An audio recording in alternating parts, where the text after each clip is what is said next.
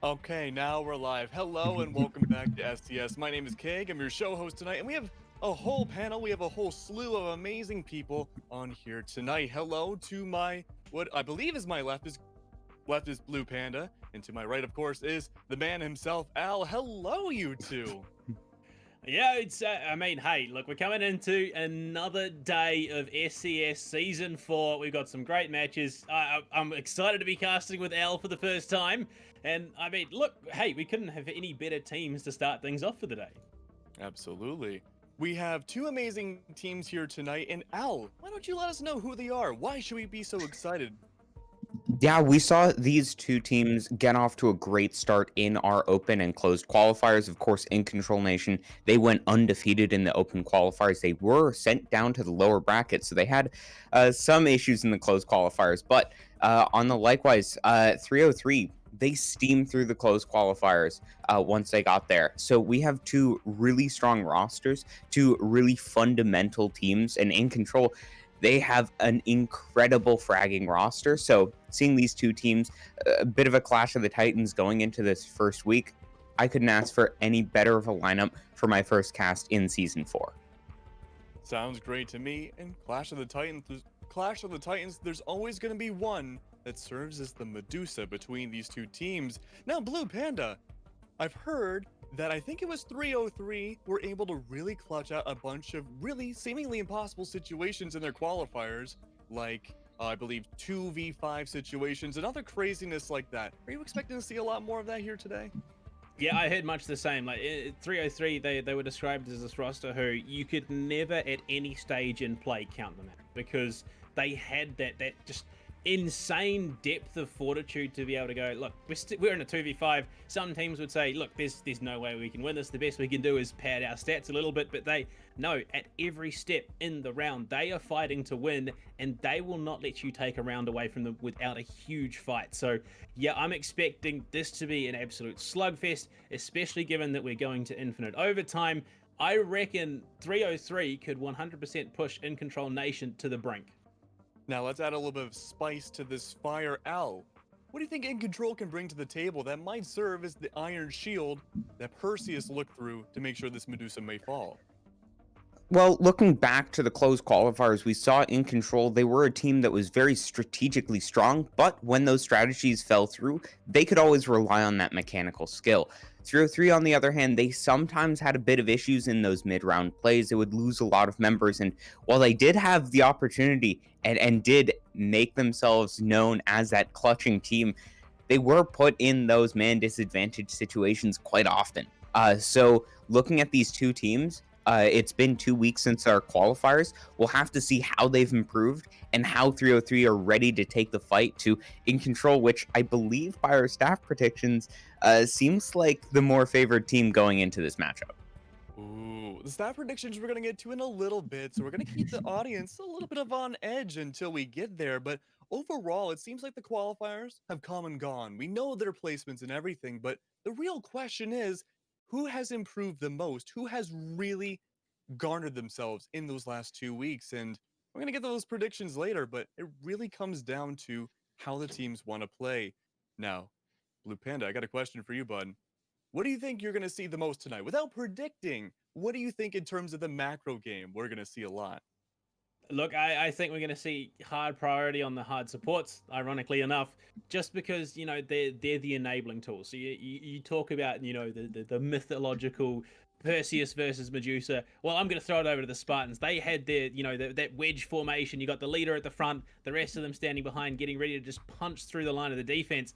The ones who start that off are the hard supports. They're the breaches. They get things open, set the team up to go for that hard aggressive play, and that's where Vicacious and Sheba can start to pop off, having that breach open, looking for the frags. I'm looking at the hard supports today.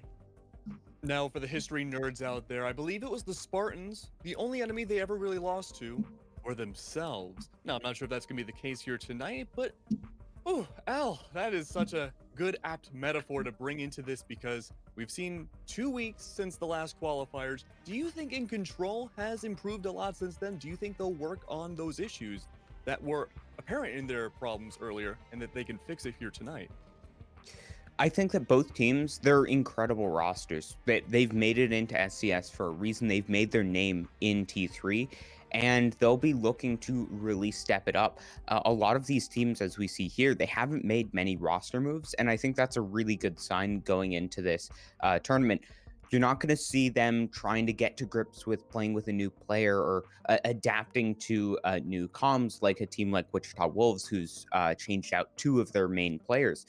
These teams have a lot of time to really work as the team, to go through those scrims, to VOD review together. And I think that having that same 5-man lineup is going to be really beneficial. And it's going to come down to really who's put the more time in over the last 2 weeks to really take themselves from the initial state they were in the qualifiers to being on form in this actual league format. And now we can see the predictions. It looks like by the majority, the vast majority, other than Pond, everyone going with Incontrol Nation. Uh, we don't see you two on that list, Keg or Blue. What are your predictions for this match? Oh man, I feel like I don't really have much of a say here, well, other than me being a little new to the SCS atmosphere, but overall, I want to go in with a blank slate. I don't really know, so I want to hand over the microphone to our boy Blue Panda and see what he thinks. Look, at the moment, I'm sitting neck and neck with Chief and Pond. I backed Wichita Wolves and Lycus Empire, if I remember correctly. So there's three of us sitting at the forefront. Personally, I went with Chief. I backed Incontrol Nation just because I'm a little bit more familiar with them. 303. The only experience I've had with them is the qualifiers and hearing what they've got going on. So it's going to be interesting going into the next matchup. Is it going to be Chief? Is it going to be Chief and myself, or is it going to be Pond leading in terms of the predictions? But yeah, I got to back in Control Nation. I just think, yes, you having that depth of fortitude, being able to clutch out in those tight situations is great and all, but that's nothing compared to a team who is cohesively playing together. They're stratted, they're prepared, they're disciplined. At the end of the day, they just have to win out. I guess you could say that they're very in control of the staff predictions tonight. Yeah. I knew going into this cast, I knew having you on the desk here, we were going to get some of our, really bad puns. And you do not disappoint. That's a compliment. Oh man. But yeah, in all reality, Incontrol has a huge dominance when it comes to these predictions here tonight. We're not going to sugarcoat it. 303 has so much they need to prove to not only the staff, but everybody in the lobby, not even the audience tonight. So, it really comes down to if they can really pull up what seems like almost Herculean effort to really bring things forward. And maybe the next time we see these two go head to head of each other, maybe they can actually have a split prediction side. But overall, we did have those staff predictions. I would love to hear more elaboration on 303 side and maybe their struggles. We did touch upon it a little bit. But Al, if you want to tell us more why 303 is the lesser choice, I'd love to hear. Yeah, so during the close qualifiers, I was actually able to cast the 303 versus 0 frequency game. And while in that best of 3 series, which ended in a pretty quick 2 maps for 303, they looked like the dominant team. They had a lot of struggles in the mid-game pacing. Whoever their IGL was, maybe not confident enough with his shot calling. It took quite a bit of time from where they initially set up to make those executes, to make those mid-round plays. And we saw that coming out on their second map of Oregon. They had great default strategies. They picked the right operators, they set themselves up in the right positions. They just left it a bit too late quite some times, and they were punished by that sixth defender of time. Now, if they've been able to drill those strategies, if they've been able to keep that work up in scrims, I think it looks good. But going in with the previous knowledge, Incontrol, they have that tempo advantage. They have the ability to carry in that early game pace to the mid game and then to the late game. And that's something that we haven't seen from 303. If they're able to bring that up, that'll be interesting. But we'll have to see where they take place on the battlefield, because we have seen these teams with a bit of an overlapping map pool.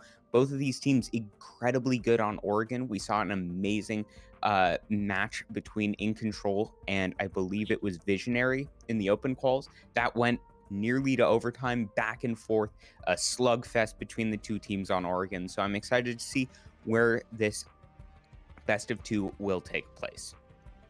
Yeah, 303 at the bottom of the standings right now has a lot to really prove themselves here tonight. We do see Incontrol, of course, in the number 5 slot, always a comfortable position, but it's definitely not the most ideal. Of course, all of those are still the equal zero, so it's going to come out between the matchup between these two tonight to really see who can come out on top. Now, I'm sure, Panda, you could agree with me here that whoever comes out in both of these sets tonight will really have a huge stranglehold almost on the entire standings.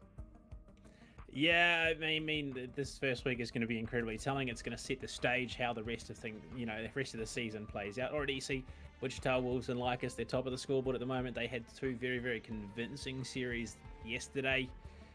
So I'm excited to see, where the rest of the teams find themselves, specifically Emergence, a team that I'm a big fan of. You see them down there at the bottom of your screen below, Incontrol Nation and Wichita Wolves.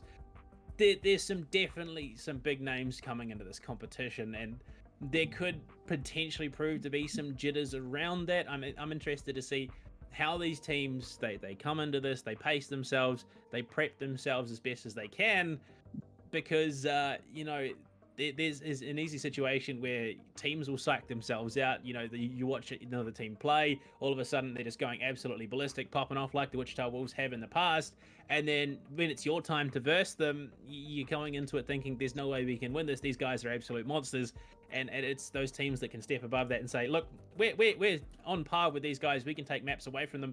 We're just going to play our game and keep at it. Yeah, and that's really what's going to come down to tonight between both of these teams in general, and I guess you could say that's how Siege is, but when it comes to SCS and it comes to many of these teams, it's taken to an elevated level, and we need to see that come out here tonight.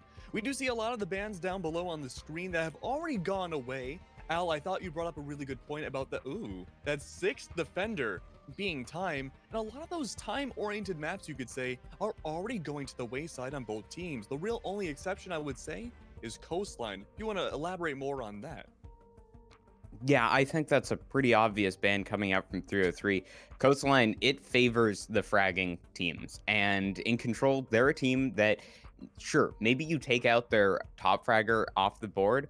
They still have 4 players that are ready to go. And going up against a team with a more strategic lineup like 303, you don't want to take that. You don't want to play to the play style of your opponents. Now, we can see Incontrol picking Oregon.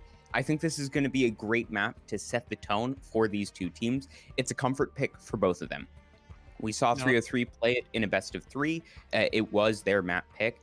And we also saw Incontrol go at it on a best of 1. So I think this will really set the tempo, and whoever can strike out first and really get that control of the match will set the tone for the rest of the season.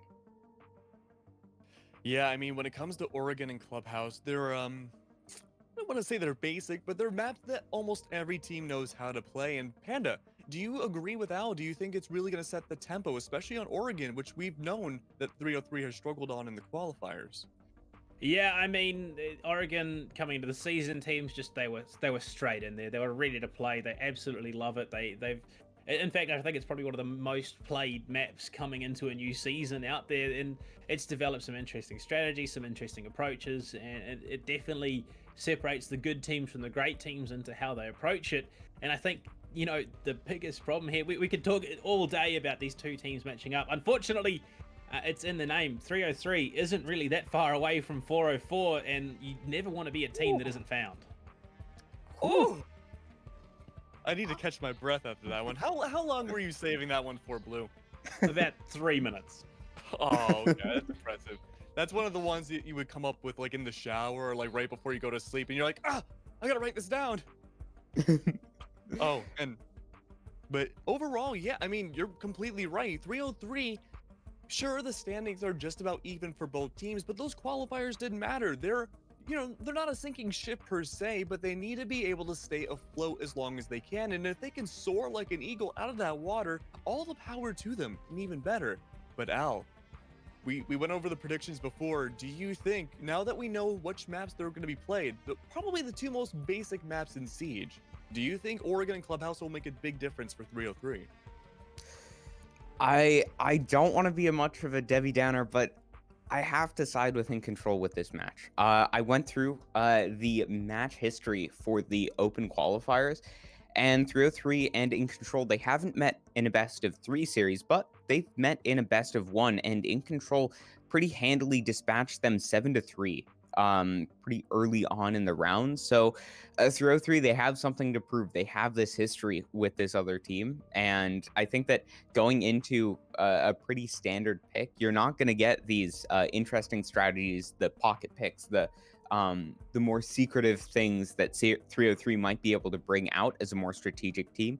You're going to go to these common battlegrounds, and the meta is very much defined on these two maps. They're some of the most played in Pro League and definitely the most played in T3. And it's going to come down to more execution, which does happen to play more to the favor of In Control. All right, Al. I'm sorry. All right, Panda. Now is your chance. Are you gonna side with 303? Are you gonna continue on this journey with Pond? Or, now that you know the maps, I'm gonna give you a chance now. Is it gonna be an In Control prediction still, or do you want to switch sides?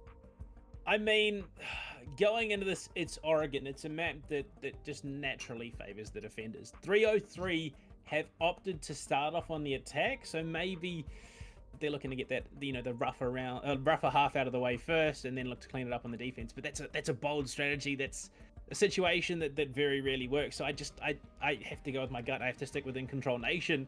Starting off on the defense, they just have that innate advantage.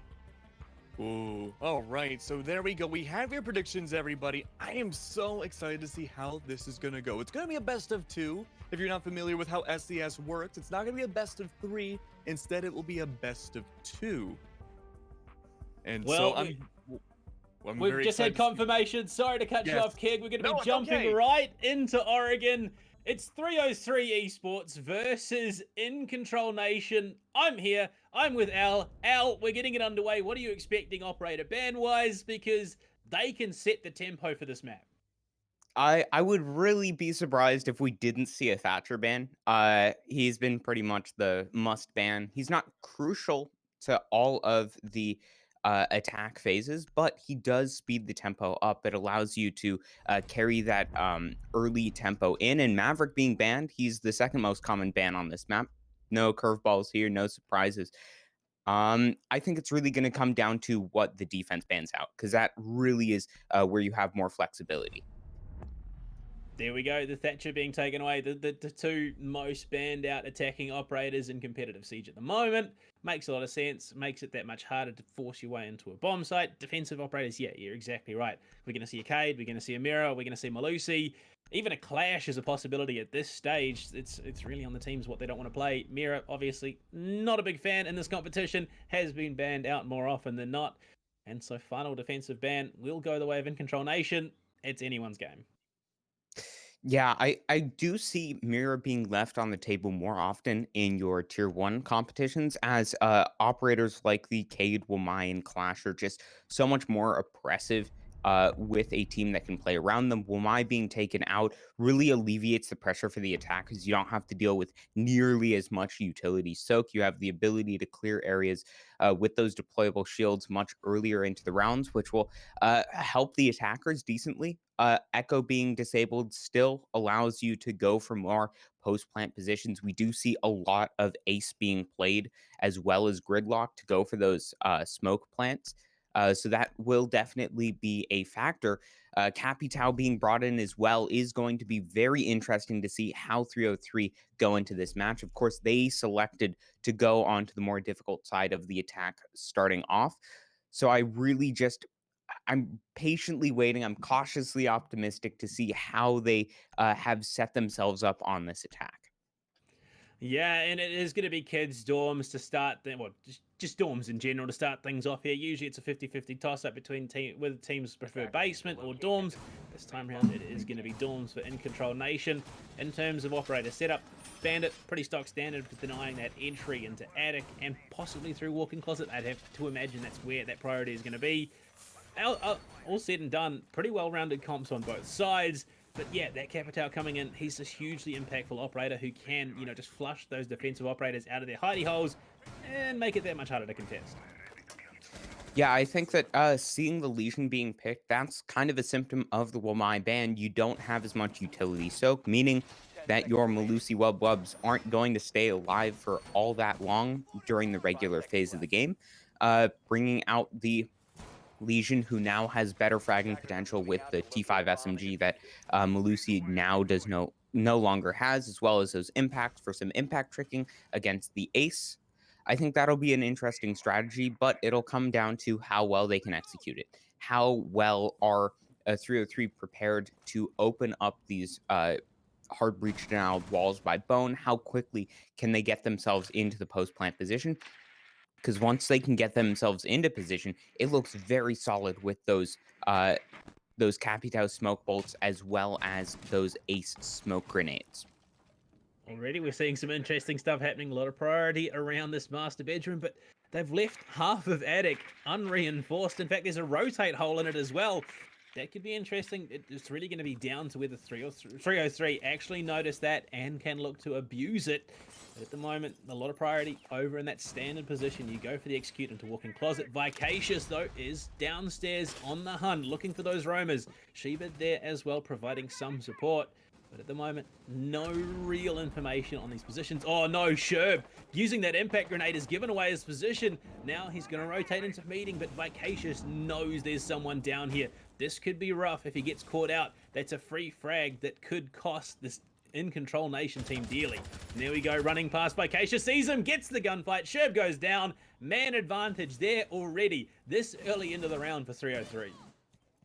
Yeah, and they are able to get that in. Crucially, they don't lose any members. They don't lose any time as they are getting themselves into a good position. But the gunfights are going either way. Incontrol are finding frags back, and this is going to be a back and forth first round as 303 look to go for this post plant. They're trying to force their way in. A lot of pressure over towards Trophy. Bone is watching from game straight into walk-in closet, which has already been opened up. 4 versus 4, a minute left on the clock. Krill watching that long angle with the Para 308. Yasuke is there on the Maestro, but his gun's just a little bit better. Never mind, it doesn't matter if you connect the headshots. Krill guns down the Maestro, and again, man advantage established here for 303. Bone is just prone, waiting for that angle to be contested, but Sheba just guns down another one of his teammates. 2 players left here with 40 seconds to play. There's so much time they need to stall out. And Incontrol Nation, no! Bone looks the wrong way. Silver able to capitalize, and Spiker, he's in attic at the moment, well and truly locked in, has to rotate in through kids, but that asphyxiating bolt plus Vicacious shuts him down. 303 taking round number 1 commandingly.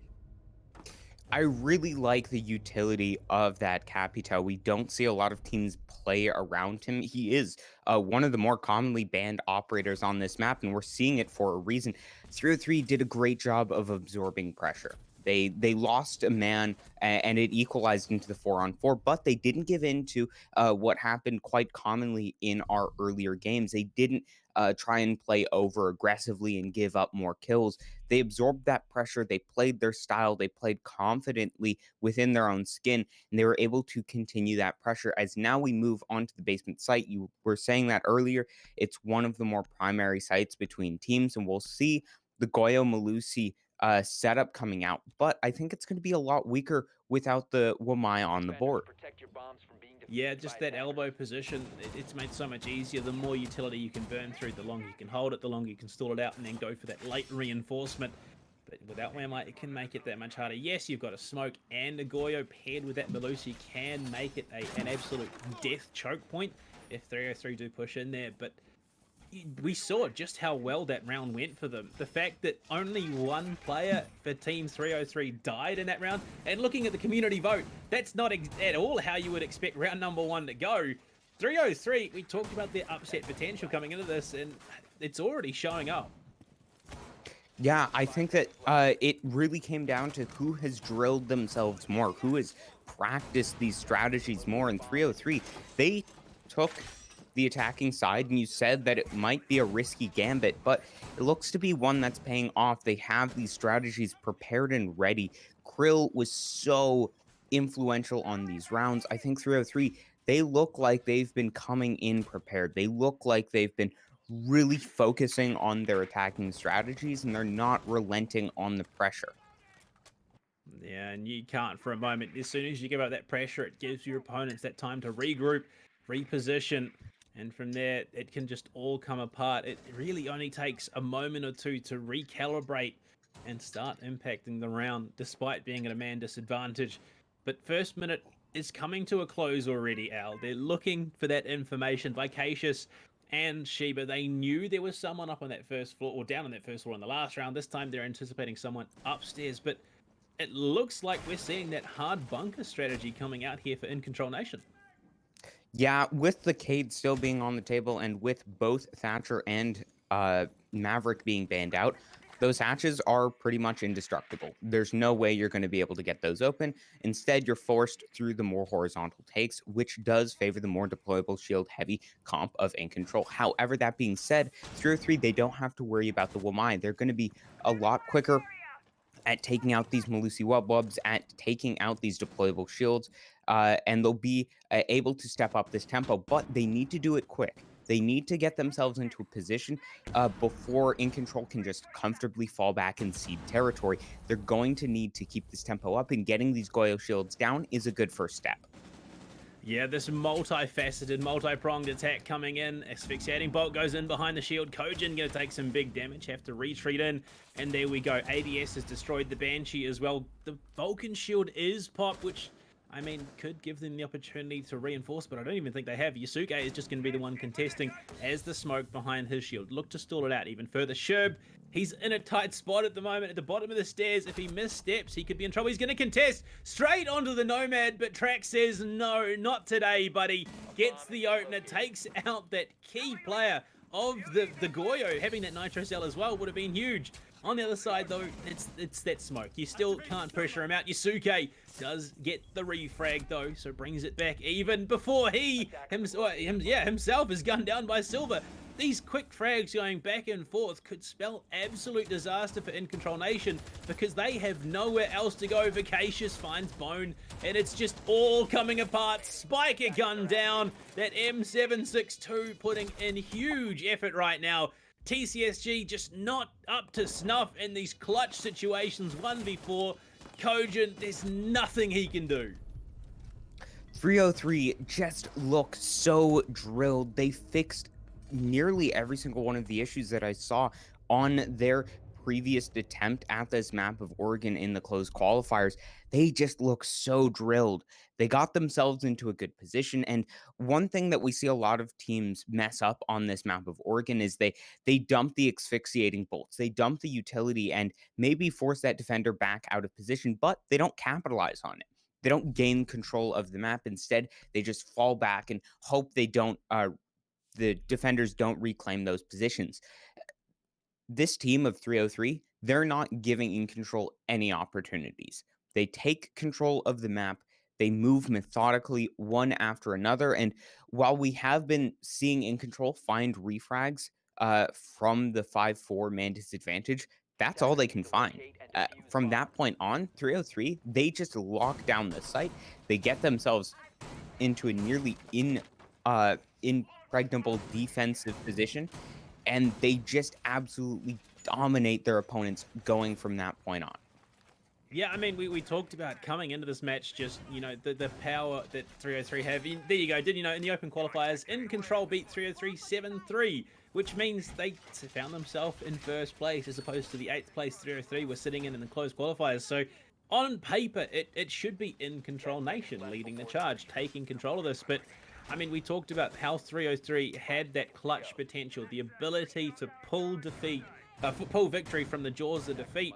But I mean, that's not a situation you find yourself in when you have your hands solidly on the reins driving the cart here, because 303 have been in charge at every step of this map so far. They're the ones playing off the front foot. They're the aggressors in this situation. Incontrol Nation are forced to play a heavily reactive style of Rainbow Six Siege.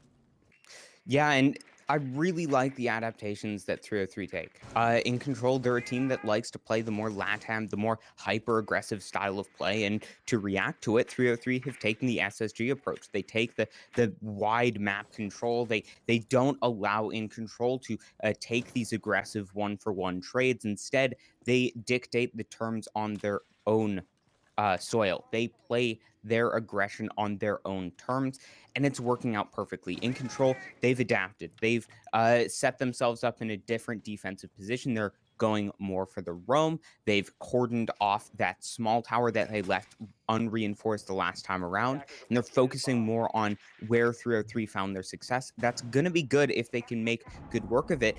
But 303, they've looked so drilled and they've looked so clean. They're not making mistakes on these roam clears.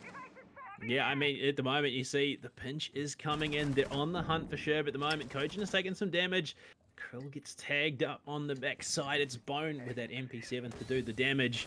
Sherb, he's still stuck in kitchen. The pincer is there, ready and waiting. Players above, that verticality going to be key. But Krill is the Crucial. opener to go down. Bone from meeting, finding that key frag. We know how just impactful that Capital was the last time this bomb site was played.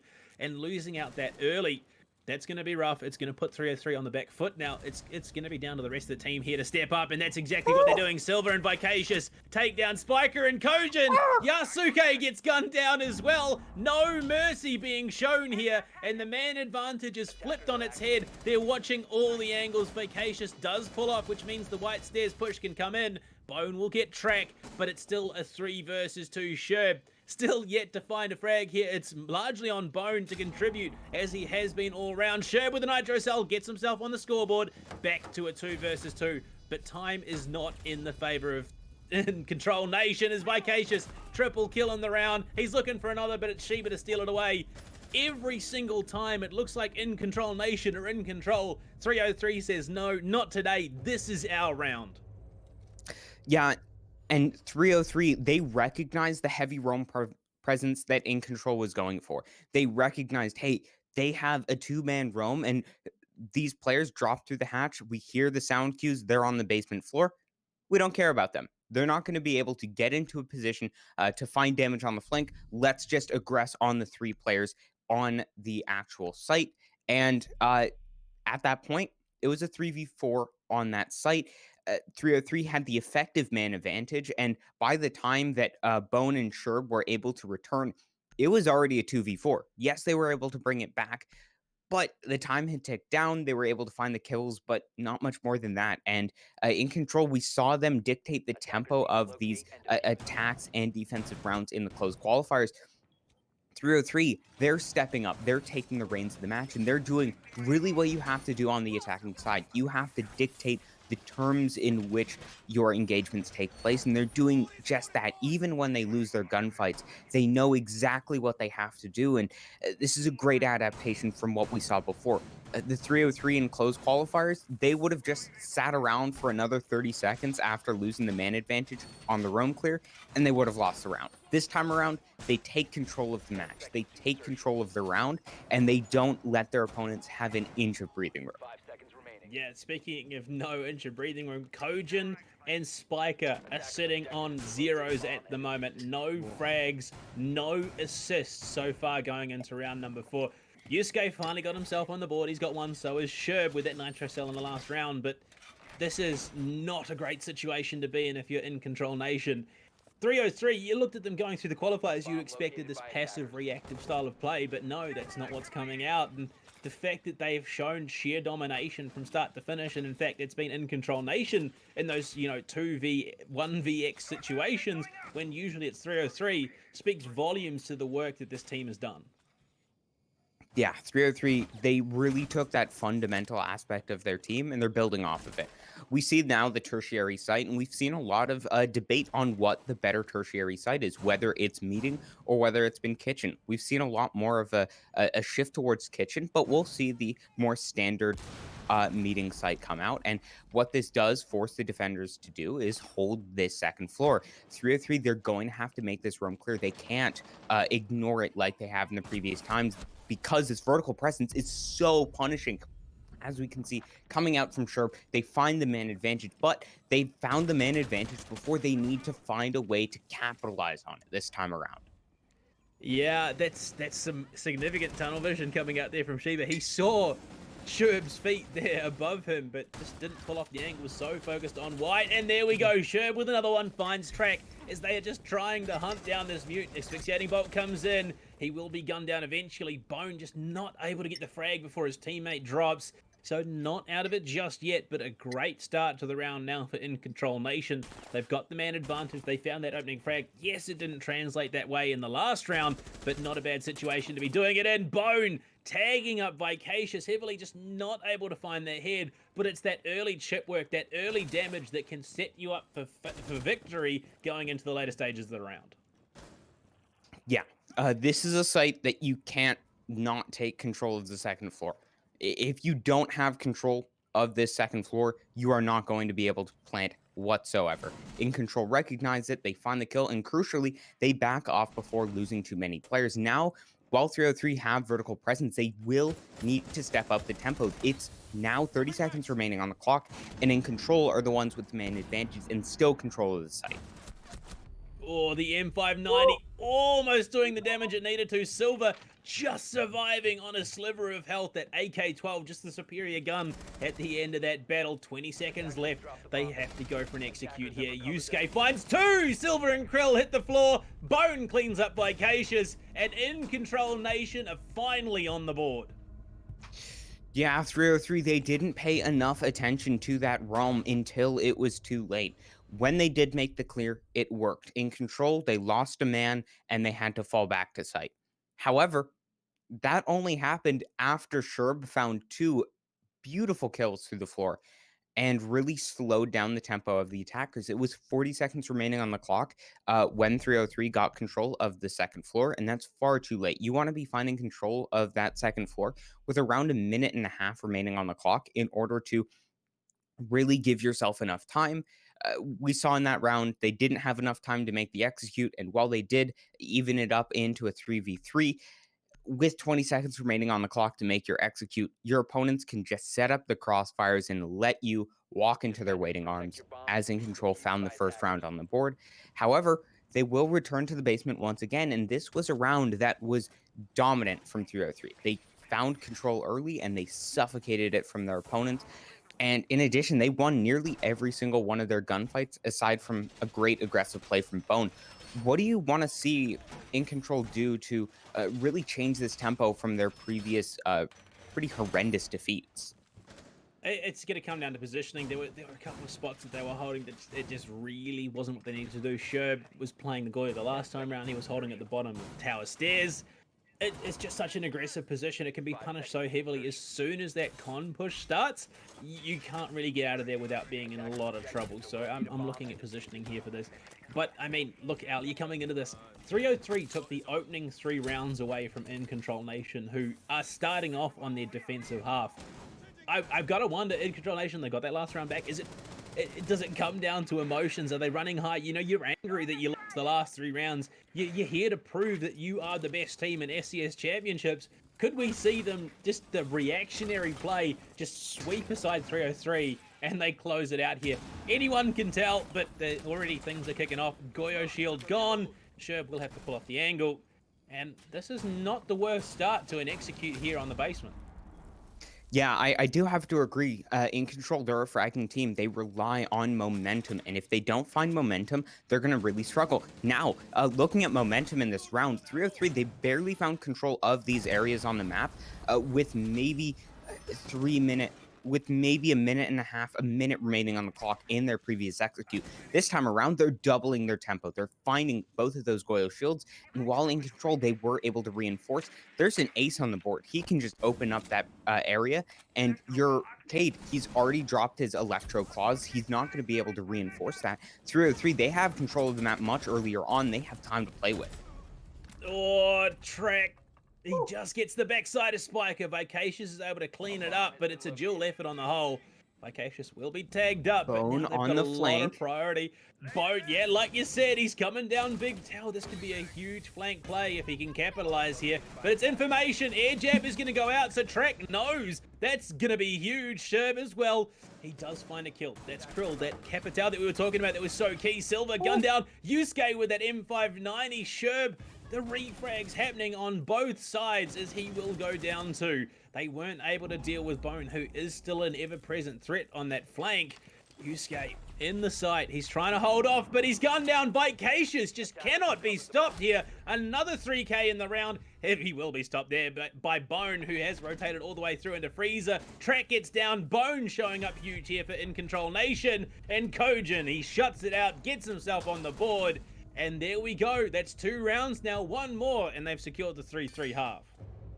Yeah, I really like this more emphasis from In Control on the roams. They're putting more effort into these plays, and once we've seen them put more stock into the roams, we saw that in the third round. While it did go the favor of 303, they found a convincing start to the round. They put 303 in the difficult position where they had to clutch from the man disadvantage. And now in the previous 2 rounds, where they had that really heavy second floor presence on the first floor site, as well as Bone working magic on that Malusi roam, really threatening the flank, forcing Trackham to turn his attention away from the main gunfight, allowing Sherb to find those aggressive plays with the Cade and putting 303 in a position where they couldn't trade those out. I think this is a great start, but it may be a bit too late for them to find a real strong advantage. They have the ability to tie this round up 3-3. And while that's great to see, I think the biggest thing is the momentum that you take into the second half. If you can find 3 rounds on the trot and 3 pretty convincing rounds compared to the absolute stomp fest that 303 came out the gate from, I think In Control, they're going to be poised to, pardon the pun, but take control of this map, take control of the tempo, and really put 303 in that uncomfortable position of needing to adapt to survive. Well, adapt to survive has been the name of the game so far. In Control have largely been the ones forced to do that. Is the guys over on 303, you look at Vicacious, 10 kills at the moment, 2 deaths. So a 5 KD overall going into round number 6. Has just been stringing the frags together. And the rounds that In Control Nation have won, they've been hard fought. They very much come down to the wire where it almost seemed that 303 could have done it. You know, these 1v2s, these 1v1s that have been very, very close. And going into round number 6, it's going to be largely on In Control Nation to knit it up together. They're going to be heading up to dorms. They need to tighten up those loose ends that have been costing them some key frags. And you showed signs of that in the last one. Bone on that deep roam, looking to come and impact things from behind, then rotated all the way over to Freezer, got the great angle and shut things down.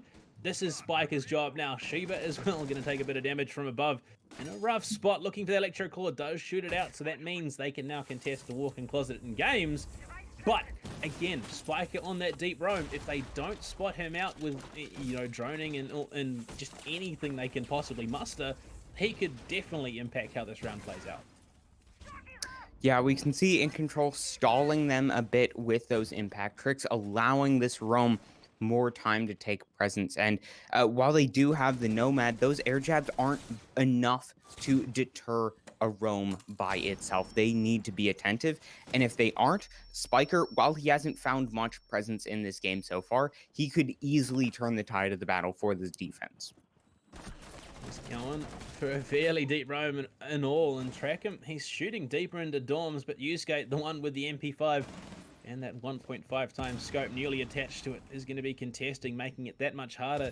Shiba taking a lot of damage. The pressure now being reapplied over towards White Stairs. If they can get up there, set the crossfires, deny a lot of the angles that In Control Nation are working with. But there's Spiker. We talked about him. Bone as well chimes in. Shiba and Trackham go down, and they go down hard.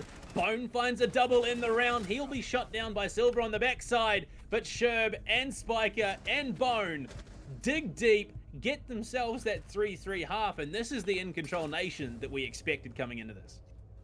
Yeah, they're forcing 303 to go for that due diligence. They're forcing them to clear out those roamers. And 303, well, they started out doing that in the beginning of this match.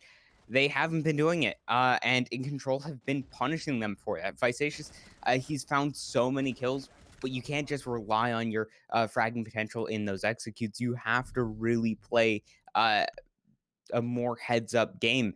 And In Control, they're striking back. Those roams were so powerful. They're waking up. Their players are starting to frag. No player is left behind. No one is remaining on those big fat zeros on the scoreboard.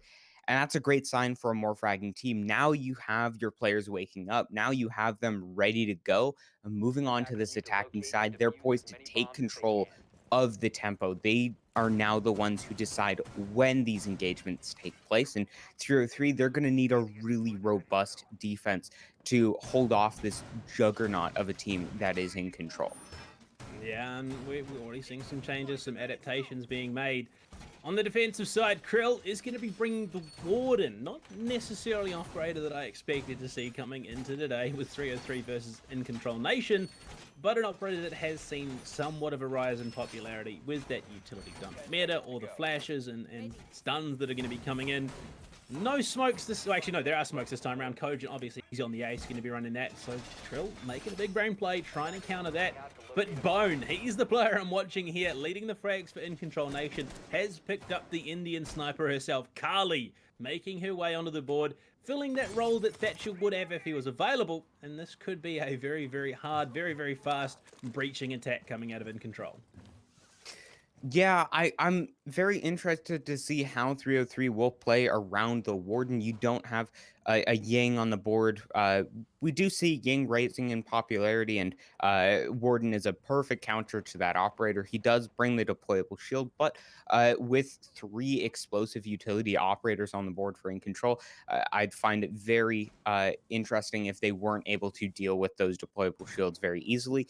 303, they are in a very difficult position. Warden does sacrifice a bit of utility that you typically have, and we can see Bone starting off with an absolute rampant form. We saw him set the tempo on the second half of that first attacking part for 303. He was able to find so many of those crucial frags, and he's starting off on this attacking half with a bang. Yeah, not only that, but he took down the lead fragger for 303. Visatius going down on the Malusi, a hugely impactful operator when given the opportunity. And look at this, there's still a minute 40 left to play, and Sherb is contesting top white. They're pushing in aggressively. Like you said, looking for the gunfights on their terms. That CSRX still desperately hunting for these angles, trying to find any defender unfortunate or foolish enough to step into the wrong place. And there you go, Silver, wallbang, taking huge damage already. He's not going to be long for this world if he gets caught out again. And you look at it, Control Nation, they're looking for those angles. They're looking every little advantage they can squeeze out of this round. And with a minute 10 left to play, you can see just how nervous 303 are. Yeah, In Control, they have been so careful with these attacking plays. They haven't been giving much opportunity to 303 to take these frags, but Silver, with the Alta 556, finding the head of Kojin is a crucial frag. That equalizes the man advantage, and now In Control, no hard breach on their side, not very influential on a map on a round like this where Kojin was position, but that will be another thing in the favor of 303. They are forcing In Control to funnel through these very linear attacking patterns, and it's just going to come down to gunfights. Yusuke does take down Trackham. It's all about those gunfights, like you said. Yusuke finds Silver as well. ARX just an absolute force to be reckoned with. Krill with that MPX finds 2. Yusuke and Spike are refragged out almost immediately. Unfortunately, the Warden does go down. We're down to a 1v1. Sheba finds Sherb. It's Kali versus Jaeger. The German versus the Indian. Bone is going for the plant right now. Sheba hears it, is just waiting, is just baiting seconds, desperately drifting away, and Bone has to go for the swing, and he does it! In Control Nation take the first round of the second half off the back of a huge play from Bone. That was ridiculous coming out from Bone, just in the nick of time, less than a second remaining off the clock, and that left it down to the wire, and really, I can't take anything away from Bone. That was an absolutely heroic 1v1 clutch. Sheba, recognizing time was on his side, put himself into a correct position, recognizing where that opponent was coming from, but just miscalculated the time. Bone able to find the pre-fire. And that was just a ridiculous play coming out from both sides. But I do have to give the main part of that round over to 303. Being able to find the kill onto the ace, forced the side of In Control to go for a very linear attack. There weren't many inroads into that site, and they were forced to funnel through initial positions that allowed 303 to get that as close as it was. In Control, though, nothing you can take away from them. Bone, 11 kills at this point in the game. Absolutely stunning performance from him and from the fragging potential on his team. This is an amazing slugfest, and I really hope we get to see that infinite overtime coming out in this first map. Yeah, it's just been phenomenal already. We're only in round number 8. There's still another map to be played. Also, there's still overtime if we do make it that far. In Control Nation, that you could tell they're a little bit upset with how the opening 3 rounds went in favor of 303. They're coming back with a vengeance. They're looking to take these rounds rather convincingly. Bone just fighting tooth and nail in the dying second of the round with the SPS MG9. Who would have thought that's how round number 7 would have ended? And going in favor of, in Control Nation the way it did. Now we're going into round 8, 303. They're heading back. They're going to try it again. This time, it's going to be positioning. I think that might be the key. 2:30 left on the clock. Bone has switched out from the Kali. Not going to try it twice. It worked one time. You don't want to push your luck. It's going to be a buck this time. And this is where we start to play the floor is lava, and 303 could find themselves in a world of hurt. Yeah, I like the adaptation coming out from In Control. They recognize, hey, we got some early kills with that Cali. We know that 303 is going to be wary for this. Let's change it up. And I think that's a great proactive play. They're not waiting until their opponents adapt. They're the ones taking control of this. And I think that's a great tempo to set for the attacking side. I think that's a great look for In Control. They are taking control of this match. They are taking the pace. They're not letting their opponents set the tempo. They're going to be the ones that dictate the engagements on their place. And that's the team that we saw going undefeated in the open qualifiers. That's a team that we saw so dominantly in the best of series in their early qualifier matches. But it will be them once again finding these kills. Kojin on the hard support is stepping up as well. And that's why you can't count In Control out. No one of their players cannot frag. Even the supports, even the more utility-centric operators can pick up those guns and frag, and this is a very scary prospect going up against 4-3-0-3. Yeah, and just coming into this, losing Silver that early on, also now losing Visacious. They're just these two pivotal frags they just cannot afford to be doing without. And again, In Control Nation are in control. They've got the man advantage. They've got a minute to work with. And this utility is slowly being burnt through on the side of 303. They're going to look for that execute any minute now. And the fact that they still have as much health as they do is rather impressive. Yeah. I'm very interested in what this Warden is playing for. We'll see him on the board. We'll see him actually look through the smoke, and this could be what they were using him exactly for, but he's not finding that much in favor, and it's just In Control who are just walking over their opponents. All of a sudden, it's not. It's 303. They've brought it back to a 2 versus 2. It's Sheba and Krill. That game once again coming out. Hopefully, they can step up now once again. There's 16 seconds left. They have to either go for the plant or go for the kills. Kojin on that diffuser roll. Bone gets put down. It's Sheba with the gunfight. Kojin gets the refrag. And again, we're back in a 1v1. Technically a 1v2 as Bone's on the ground. And Krill goes to a swing, does some damage. Can't confirm the kill. And it's going to be Krill with the drop shot. Closes it out, brings it back to even 303. Like we said, you can never count them out. These are just coming down to the wire, and it is just so beautiful to see from both teams. They're going toe-to-toe. 303, you can never count them out. They're so patient on these defensive rounds, and Kojin, he's been putting up work in these rounds. He's found, I believe this was 2 on the round, nearly a triple kill, but just not quite able to push it over the line. Krill just able to hold the line. Sheba as well. And this is just so great to see. Both of these teams are trading blow for blow. They're recognizing the weaknesses in their armor, and they're hitting those weak points perfectly. We saw In Control opening up the more map control, punishing the fact that 303 didn't take the roams. They weren't taking the roam clears seriously. And now we can see 303 recognizing a bit of the hecticness of those late round executes from In Control, really forcing their opponents into unforced errors in those late rounds. And it is just absolutely incredible. Bone and Silver, we can see from the Did You Know, absolutely ridiculous performances coming out from both of these teams. Just incredible. Each player is having such an impact on the round. No one's really falling behind in this match. Yeah, I mean, even, like Kojin, he's only sitting at 3 kills at the moment, but he's got 4 assists, so he has been heavily involved throughout the run of this tournament. In fact, I think Trackham has probably been the least involved. He's playing that support role, that flank watch on the attack as well. His job is purely to stall out. He's not looking for those kills. He's still doing his job. We've seen he's been a key player in slowing down the push of Incontrol, forcing them into these hectic, desperate pushes coming into the later stages of the round. Now we're going into round number 9. Kitchen Dining going to be making its way in. The first time so far in the map. And Bone, look, he's back on the Kali. Pink sniper rifle in hand as they are gearing themselves up to take Small Tower, start that push, clear things over from west to east. And it's going to be Krill and Sheba on the roam. If they could find some frags here, they could be huge. Unfortunately, there's a bit of a pinch coming in. Yeah, Incontrol, they're pinching the roamers. They're getting themselves into a good position. And 303, they're trying to make this adaptation. They're shifting off of that comfortable position. They're moving on to a different site. And Incontrol, they've been the ones that have set the tempo. They are the ones that are so good at moving in. And Krill, he is just stuck between a rock and a hard place right now.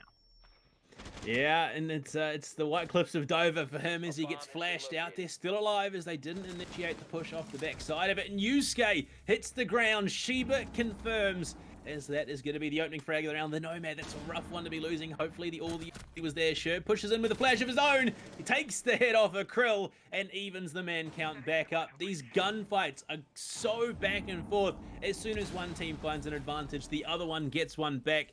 No clear ground established until the dying moment. Sheba with a double in the round. He's just holding Dorms alone. This one-man unit, he lost his teammate. He is still finding frags. Spiker gonna go for the contest here.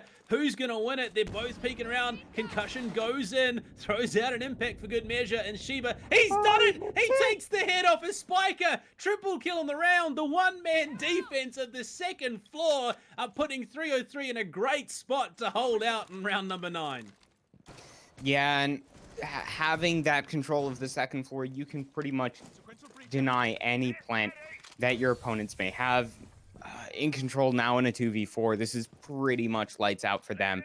And a pretty uncharacteristic blunder from them, slowing down that tempo on the roam clear. They weren't able to make that nearly as fluidly as we've seen in previous rounds. And 303 exploiting that perfectly. Facacious now cleaning out that round. Kojin with the kill on Trackham, but Trackham finding the kill on Kojin as well. A bit of a trade coming out at the very end of things. And Sheba, just the man of the hour, holding on to that second floor. And if you have control of that second floor, you pretty much win the round. You're able to deny so many of the plants from kids all the way over into dining and I believe dining as well as the entirety of kitchen. And Incontrol, they just hesitated. They had that mid-round hiccup. They slowed down a bit, and it really costed them. Incontrol, a very rare mistake, but if you give your opponents an inch, they will take a mile. And 303, they have just been making so few mistakes on this second half. Yeah, I mean, just the solo defense there from Sheba, still concussed out, got the kill onto Spiker to hold on till the end. And now we're going to be heading to basement in round number 10. The first time we've seen it since round number 5. So it's been a while. They're coming back. We've been on vacation. We're going to see how things go now. But it's 303. They've got the momentum back into control. 2 rounds in a row now. Al, they could look to shut this one out. Yeah, it's been so back and forth in these games so far. I think that Incontrol, they really have a good chance of pushing this to overtime if they can clear out the roams. On the converse, if 303 can keep their roamers alive, if Sheba can be enough of a nuisance into their opponents playing from meeting in this position that we can see, even investing in ADS, a very limited quantity of that utility available on the board for the defense. They don't have the Wamai. So that'll be very interesting to see. They're going for a very heavy roam presence. If Incontrol are able to clear it out in due time, I think they easily take this round, and I think they easily push themselves to overtime.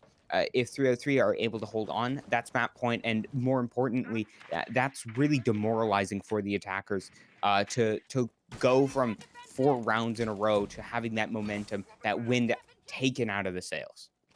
Yeah, and we're seeing a different approach coming into this basement bomb site. It's going to be that vertical hold coming in. They've got control. I mean, they've just lost out on their breach denial, unfortunately, as the Selmas will be going out. It's track him to hold, but Kojin finds Shiba, that definitive player in the last round, to open things up and let themselves start that comeback momentum, deny 303 from stringing together any more rounds, and this could be the turning point once again.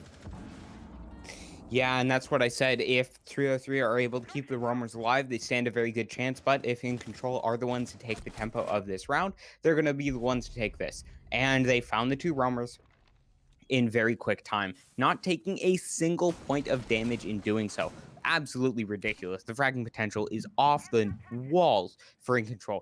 Now you have so much utility invested onto the second floor. 303, they've lost out on so much of that potential defense on the first floor. Incontrol, they're in a very good position. They can slow down, they can make this execute very patiently, and 303, they're going to need an absolute miracle to come back from this massive deficit.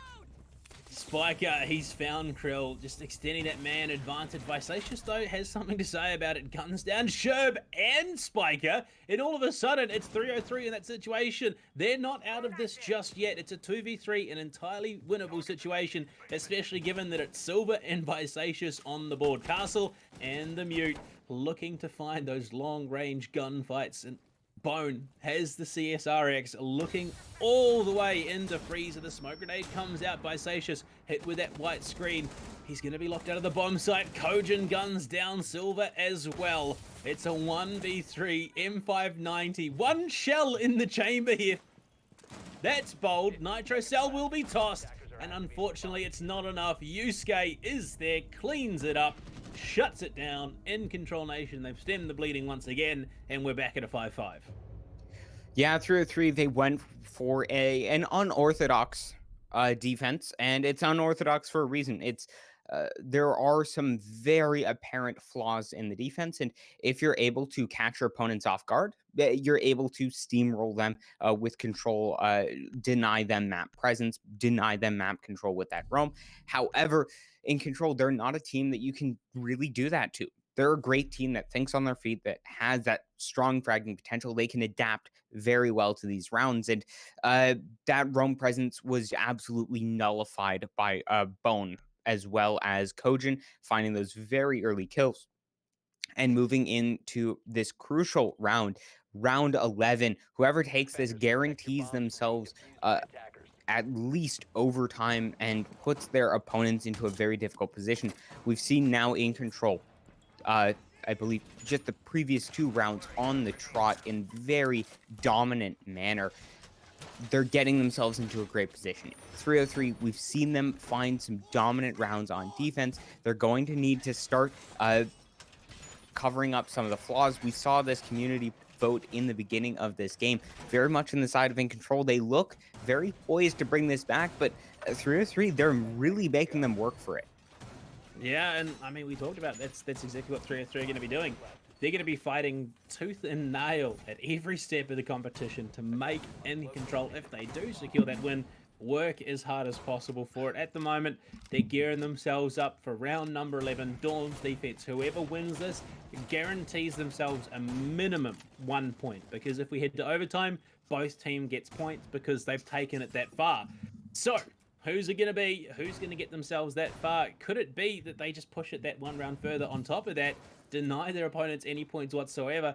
At the moment, it's neck and neck, 5-5. Both teams have been playing out of their minds.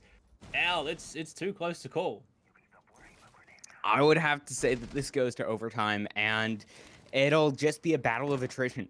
We've seen little mistakes start to creep up from both teams. A bit of issues on the roam clears from 303, but we can see them striking out first this time around. Incontrol are the ones making the mistakes, and 303 are the ones punishing them. And this has been very dastardly for the side of 303. They've been able to come back from man disadvantages on the defense, but we have not seen Incontrol coming back from many man disadvantages when they are on the attack. They've been able to clutch out some crazy rounds on the defense, but we haven't seen them pull out the same heroics on the attack. They have some amazing players. Bone and Sherb still on the board. Kojin has been stepping out later into these rounds, but you're going up against a very difficult opponent. And with that explosives utility taken off the board from Spiker early on, those Maestro cameras, those deployable shields, as well as those Malusi Wobwobs, they're going to pose a much greater threat as we move later into this round. Yeah, at the moment, the floor just being opened up here by Bone. Trackham does take some damage to the feet as that Skeleton Key connects, but look at this. Visacious on the roam coming down. Woo! Sheba takes out Sherb. They are just losing player after player. 303, just nerves of steel, unshakable.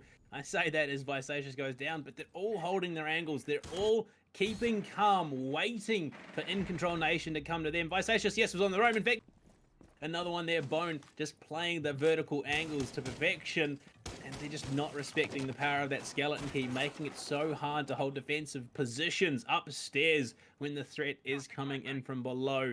But time, it's getting tight here. There's 40 seconds left. There has to be an execute. Kojin waiting outside Dorm's double window on that ace, has the smoke grenades available to him. No real situation where either team just 100% shuts it out. Bone, look at him, 15, 1, and 6. Just a standout performance from him so far. But look at this out time. It's getting close. It was 40 seconds a moment ago. Now it's 20. They've got to force their way up white stairs. Smoke grenade does go in. Kojin just jumps in, goes for the plant. Is there anyone paying attention? No, it doesn't look like it. They've got control. Swinging in. They're going to find one. Krill on the warden. The perfect operator picks Silver. Just face tanks the gun of Kojin. And it's Krill. He's got to battle two players now to deny Incontrol Nation overtime. Bone with the triple, two from below, one from the same level. The bomb diffuser is in the perfect spot. Krill, he's going to be there. Kojin has the angle, shuts it down. Incontrol Nation take the 6-5. They themselves have guaranteed themselves a shot at overtime. That, in saying that, they can get themselves the win off the next round. And that was an absolutely ridiculous round 303. They found control early on, but somehow Bone was able to isolate those fights. He was able to get himself in a position to take 50-50 fights without putting himself at too much of a risk of getting traded out. 303, they had the two-man advantage. They could have easily just traded their opponents down, but the fragging potential of Incontrol is there. You can never count them out. Bone, an absolutely ridiculous performance. I think he's now on 17 kills after that final round. That is ridiculous. 16 kills. That's insane. Not And only that, absolutely but stand out. the man's reads are phenomenal. He picks Carly when he needs to. He picks Buck when he needs to. Now he's you know, I'm pretty sure they're going to kitchen. I'm going to bring a sledge instead. Just picking the perfect operator for the situation. Now it's free roam. If they can get control of Dorms, which they did struggle the last time around to, because of Sheba's insane performance up there himself. But if Incontrol Nation get control of Dorms, this could be a shutout. Incontrol Nation, they play very, very well when they're ahead. They play pretty well where they're behind even. But if they have positional advantage in terms of map control, 303, we saw just how much they suffered with Bone playing the buck from below. The floor is lava, so is the roof in this round. They have to be careful. Yeah, Incontrol, they need to step up on this roam clear. They need to make it a priority. Otherwise, they're going to suffer. Otherwise, it's going to be a massive advantage to their opponents. I really like this as your tertiary or even a secondary bomb site coming out from the defenders. I think it's a really great position to be in. And I think that the two-man play from Krill and Sheba was very strong. They played off of each other really well, and while Sheba was the man getting those kills time and time again, I think that Krill put himself into a great position. Now, this might be a terrible position as Spiker and Kojin are primed in position to just collapse on it, but they might not realize where he is, and he finds the initial down. He's not able to capitalize that into a kill, and that is a crucial oversight from 303. Just huge aggression, over aggression. In all honesty, Krill, he died there last time, and Sheba, he was the player that held it himself, but Bone, just the man is in the right spot at the right time at every single turn. Guns down Sheba, establishes that round advantage. Yes, they lose Yusuke, but it's still a 4 versus 3. From here, they can just look to steamroll, especially given that, look, it's Bone still alive. The man is now sitting at 17 frags like we were talking about. He's hungry. He wants the last 3, gets himself that 20. That's going to be a hell of a way to kick off Season 4 for Team Incontrol Nation. I am interested by the positioning of 303. Silver falling back from showers, cordoning off that position, and even fully reinforcing that up. Very interesting as they're consolidating forces, recognizing they don't have the manpower to spread amongst that map. In Control, they're in a very good position. They have the man advantage. They still have utility on their side. However, the defense that is still remaining is very strong. Facacious, we've seen him top frag so many times, but Kojin stepping up for these kills. They're just mopping this up, and they are not letting 303 take this to overtime. Facacious tag from behind as he tried to retreat. The player's going to be there playing in connector. Just pulls back off the angle, knows they have all the advantages to play in this round. Facacious will hit himself upstairs, and it's going to be on the team to feed that information over to him so he can find some frags. But in a 1v4 situation with less than 25 health, it's Spiker. He's watching the angle. They were aware that it could have been a possibility. And despite the way things were going, it looked like it could have come up 303's way in the end. But Incontrol Nation, they proved why they were the favorite coming into this. The poll, after this, it might have been a little bit more even if we'd taken the poll after this map, but it still would have been in their favor. Yeah, 303, I think they were feeling the pressure later on into that match. They got too aggressive, and we can see just coming out on the board, Kojin, he was sitting on 4 kills going into the halftime. An immaculate step up coming out from him. 303, they felt the pressure. They got a bit too aggressive. Those plays coming out from Sheba as well as the Goyo on the second floor, bit too aggressive. But Keg, welcome back to the desk. You're an amazing host. What do you make of that incredible back and forth match? I feel bad for the production because I was screaming at the top of my lungs when the Goyo Krill was stuck inside attic. The Zofia concussions open it up, and then I thought that was gonna be the redemption arc right there. I thought that was gonna be the play that allowed 303 to get into overtime, but no, it didn't happen. So I woke close. up probably everyone in my house, but oh man. Now, this is my first time show hosting on SCS, so I'm not sure how other show hosts do it, but I'm gonna ask both of you guys. Al, what was your favorite play of that whole game? Man, there's so many to pick from. I think that Bone bringing that back from a 3 to 5 man disadvantage, he just on the buck, just single-handedly turned the tides of battle, gave Incontrol just that fire to rally around. That was incredible to see, and I think that that is just one of the things that make Incontrol special. You know, they say that Bone may very well be one of the best Kali players in T3, if not, maybe even North America. There's not a lot of Kali players, so if he does evolve later on to a higher, echelon, T3, T2, T1, we could very well see him being one of the best in his scene of being a sniper. But Panda, besides the amazing plays coming out from Bone, what was your favorite part of that whole matchup? 100% Sheba's defense of Dorms. One man against the world. Krill goes down completely unanswered. He finds 2. Gets impacted, gets concussed, and still finds the kill onto Spiker at long range. That was standout. There's not many players who would have the fortitude to be able to hold on to that. But as much as I could gush about that moment, we do have analysts to go deeper into it. So, Yes. Keg, we'll let you take it to them. Absolutely. Analysts, hello, and take it away. As he was saying, I believe he's talking about round 8 there in that 3v5. I mean, That was really well from Krill, I believe, to just use that warden to good effect. They didn't bring the glass, and they were kind of just smoking off the angles for uh for the defense to push through, but those aren't brick walls. They had a warden, they walked through, and Krill just literally picks up bomb planter, and I believe it's Sheba that was on Jaeger that was just picking off people left and right from trophy. I mean, a well coordinated round from 303. For sure, for sure. And I also want to point out the fact that in round three, Wet Newt and I were watching this, and we just wanted to point out how the fact that they just ignored the roamers, and I I love that. I love the fact that they just went up there because they knew they had control over their insight and just went for it. Bad part on the roamers because the job of a roamer is to go over there and make sure they come to you. You want to make sure by poking at them constantly and hard, um, to get their attention and try to get their attention focused on you to waste time. And the roamers weren't doing that, and unfortunately, they were stuck in. Don't know, but there were only the two roamers left, and everyone and attacking side were on site. They had total control. They were able to plant and inevitably just win the round out.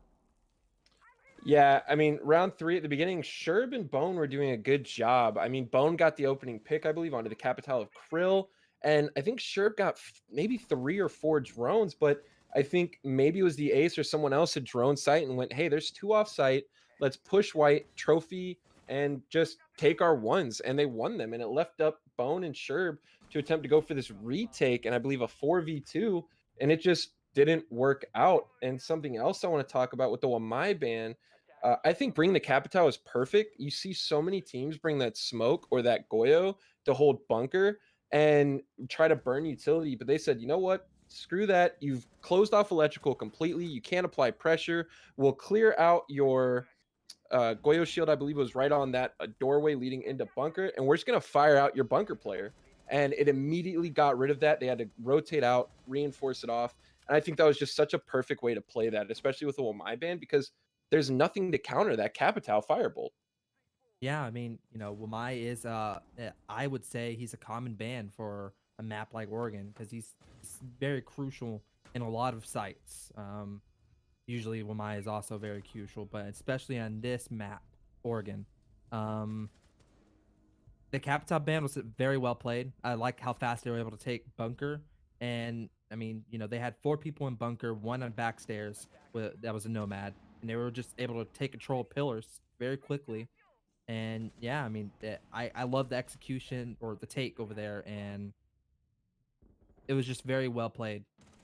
Very good teamwork. Yeah, I have to say the standout player from this game, from each team, is going to be Bone, who went 17-6, and Vicious, who I believe went 13-8. And I have it written down. I might have missed a couple, but Vic had a multi-kill in 5 different rounds. And I mean, he was just absolutely popping off. And then, of course, Bone just doing what Bone does. I mean, he's just absolutely disgusting. You can always expect a solid double-digit frags out of that guy. Exactly. And from that standout performance from Bone, I believe 303 in this next map are gonna definitely have to watch out because Bone has a bone to pick with them. Yeah, I think for 303 to bring it back next game, they're gonna need their some of their players to step up a little bit. Spiker went, I believe, 5-9, which isn't great, but Trackham went 2-12, and no matter what role you're playing, that's just not enough for your team. Droning is great, callouts are fantastic, but at a certain point, when you're 2-12, you're not winning. You're clearly not winning your ones that you're being given, and that's just gonna hurt your team every time. So Trackham is going to need to kind of try and find that gear to try and help give the team a little bit more because Kojin in the first split was not playing very well on the defensive side, but he really woke up in the second split when they went to the attacking side. Exactly. INC they have a great roster, and I'm sure that next second map they'll definitely Spiker and Kojin are gonna show up a lot more. That's pretty much. I'm excited to see the second map. I mean, that was still a very good first map from them. If we go back to the round right before match point, I mean, the warden, if he had just pushed that smoke a little bit further, he could have gotten Kojin on the plant, and that could be the difference from seeing overtime right now, because that would have put, more than likely, it would have put Bone in a 2v1 and the opportunity for them to go to match point themselves. But nonetheless, it didn't happen, and Incontrol is going to take what they can get. It seems like this could be the last for us. Okay, take it away. Hello, we're back. All right, so I think Smith said it best. All the analysis in the world is amazing, but when it comes down to it, you're absolutely right. Bone has a real bone to pick with the rest of the team, and I thought, a lot of the players did an amazing job, but here we go. I want to see on Clubhouse Kojin really wake up, like they said, the analysis said, on the second half, but now we need to see more consistency with the rest of the team. Panda, what did you take away from the analysis? Do you think that we need to see more consistency? Yeah, I mean that's basically the biggest criticism of any T3 team. You need to be consistent if you want to make it anywhere past this point. You can't be having you can't consistently be having off days. You need to be showing up every single day, regardless, win or loss. You need to show up with your best performance and just try every chance you get to bring that win. Now it's funny that we had seen Incontrol beat 303 7-3 in the qualifiers. Al, I was so close. I was so ready to say that you had to eat your words. Both of you had to eat your words. But Incontrol brought it back. But it was not 7-3 though. It was 7-5. Tell me more about that, Al. I think that really shows how far 303 have come. Both of these teams, they were relatively new in their initial setups. A lot of them had been making roster moves after Challenger League qualifiers. The 303 initially, they got a really tough matchup. I believe they went up against 8 in the first round, which is ridiculously challenging. It's not what you want to see. They didn't make it to close. But regardless of that, they came into this with a point to prove, recognizing, hey, we didn't make it to T2. Let's make ourselves known in the T3 scene. Let's get ourselves a good foundational block. And I think they've really built up that foundation, but they haven't exactly got the adaptation to go with it. They started out on a tear, 3 straight rounds in a row and 3 rounds on pretty dominant wins. But after that, they weren't quite able to piece together the adaptations as well as Incontrol. They weren't able to find the tempo in the second half. They were able to string 2 rounds together, but for the most part, Incontrol, they were the really ones setting the tempo. And as we move on to Clubhouse, 303, they'll start on attack, but I think it'll come down to how well can they change over the course of the map. Will they come out swinging in the same way, or does Incontrol have them figured out? Will they be able to just counter them in this map? Well, I think the best experimental ground to see if all that's going to come true is going to be Clubhouse. I guess we can't say overplayed here, but it's one of the most interesting and well thought out maps in all of Siege. And so it looks like, all right, here we go again. We do see some beautiful work. I loved a lot of the plays that we had seen for the majority of these, but I believe we will be okay. So, but overall, oh man, it was a beautiful map, and Clubhouse is going to be possibly a redemption arc for 303, but Incontrol, they need to, I'm going to keep saying this each time, got to be in control of their wins here. They lost a little bit of ground. It was a 3-round streak from 303, but Panda, man, do you think we'll see some more dominance coming out on Club? I don't know who you're talking to. I'm speechless right now, and joining me Chief as we're going into this.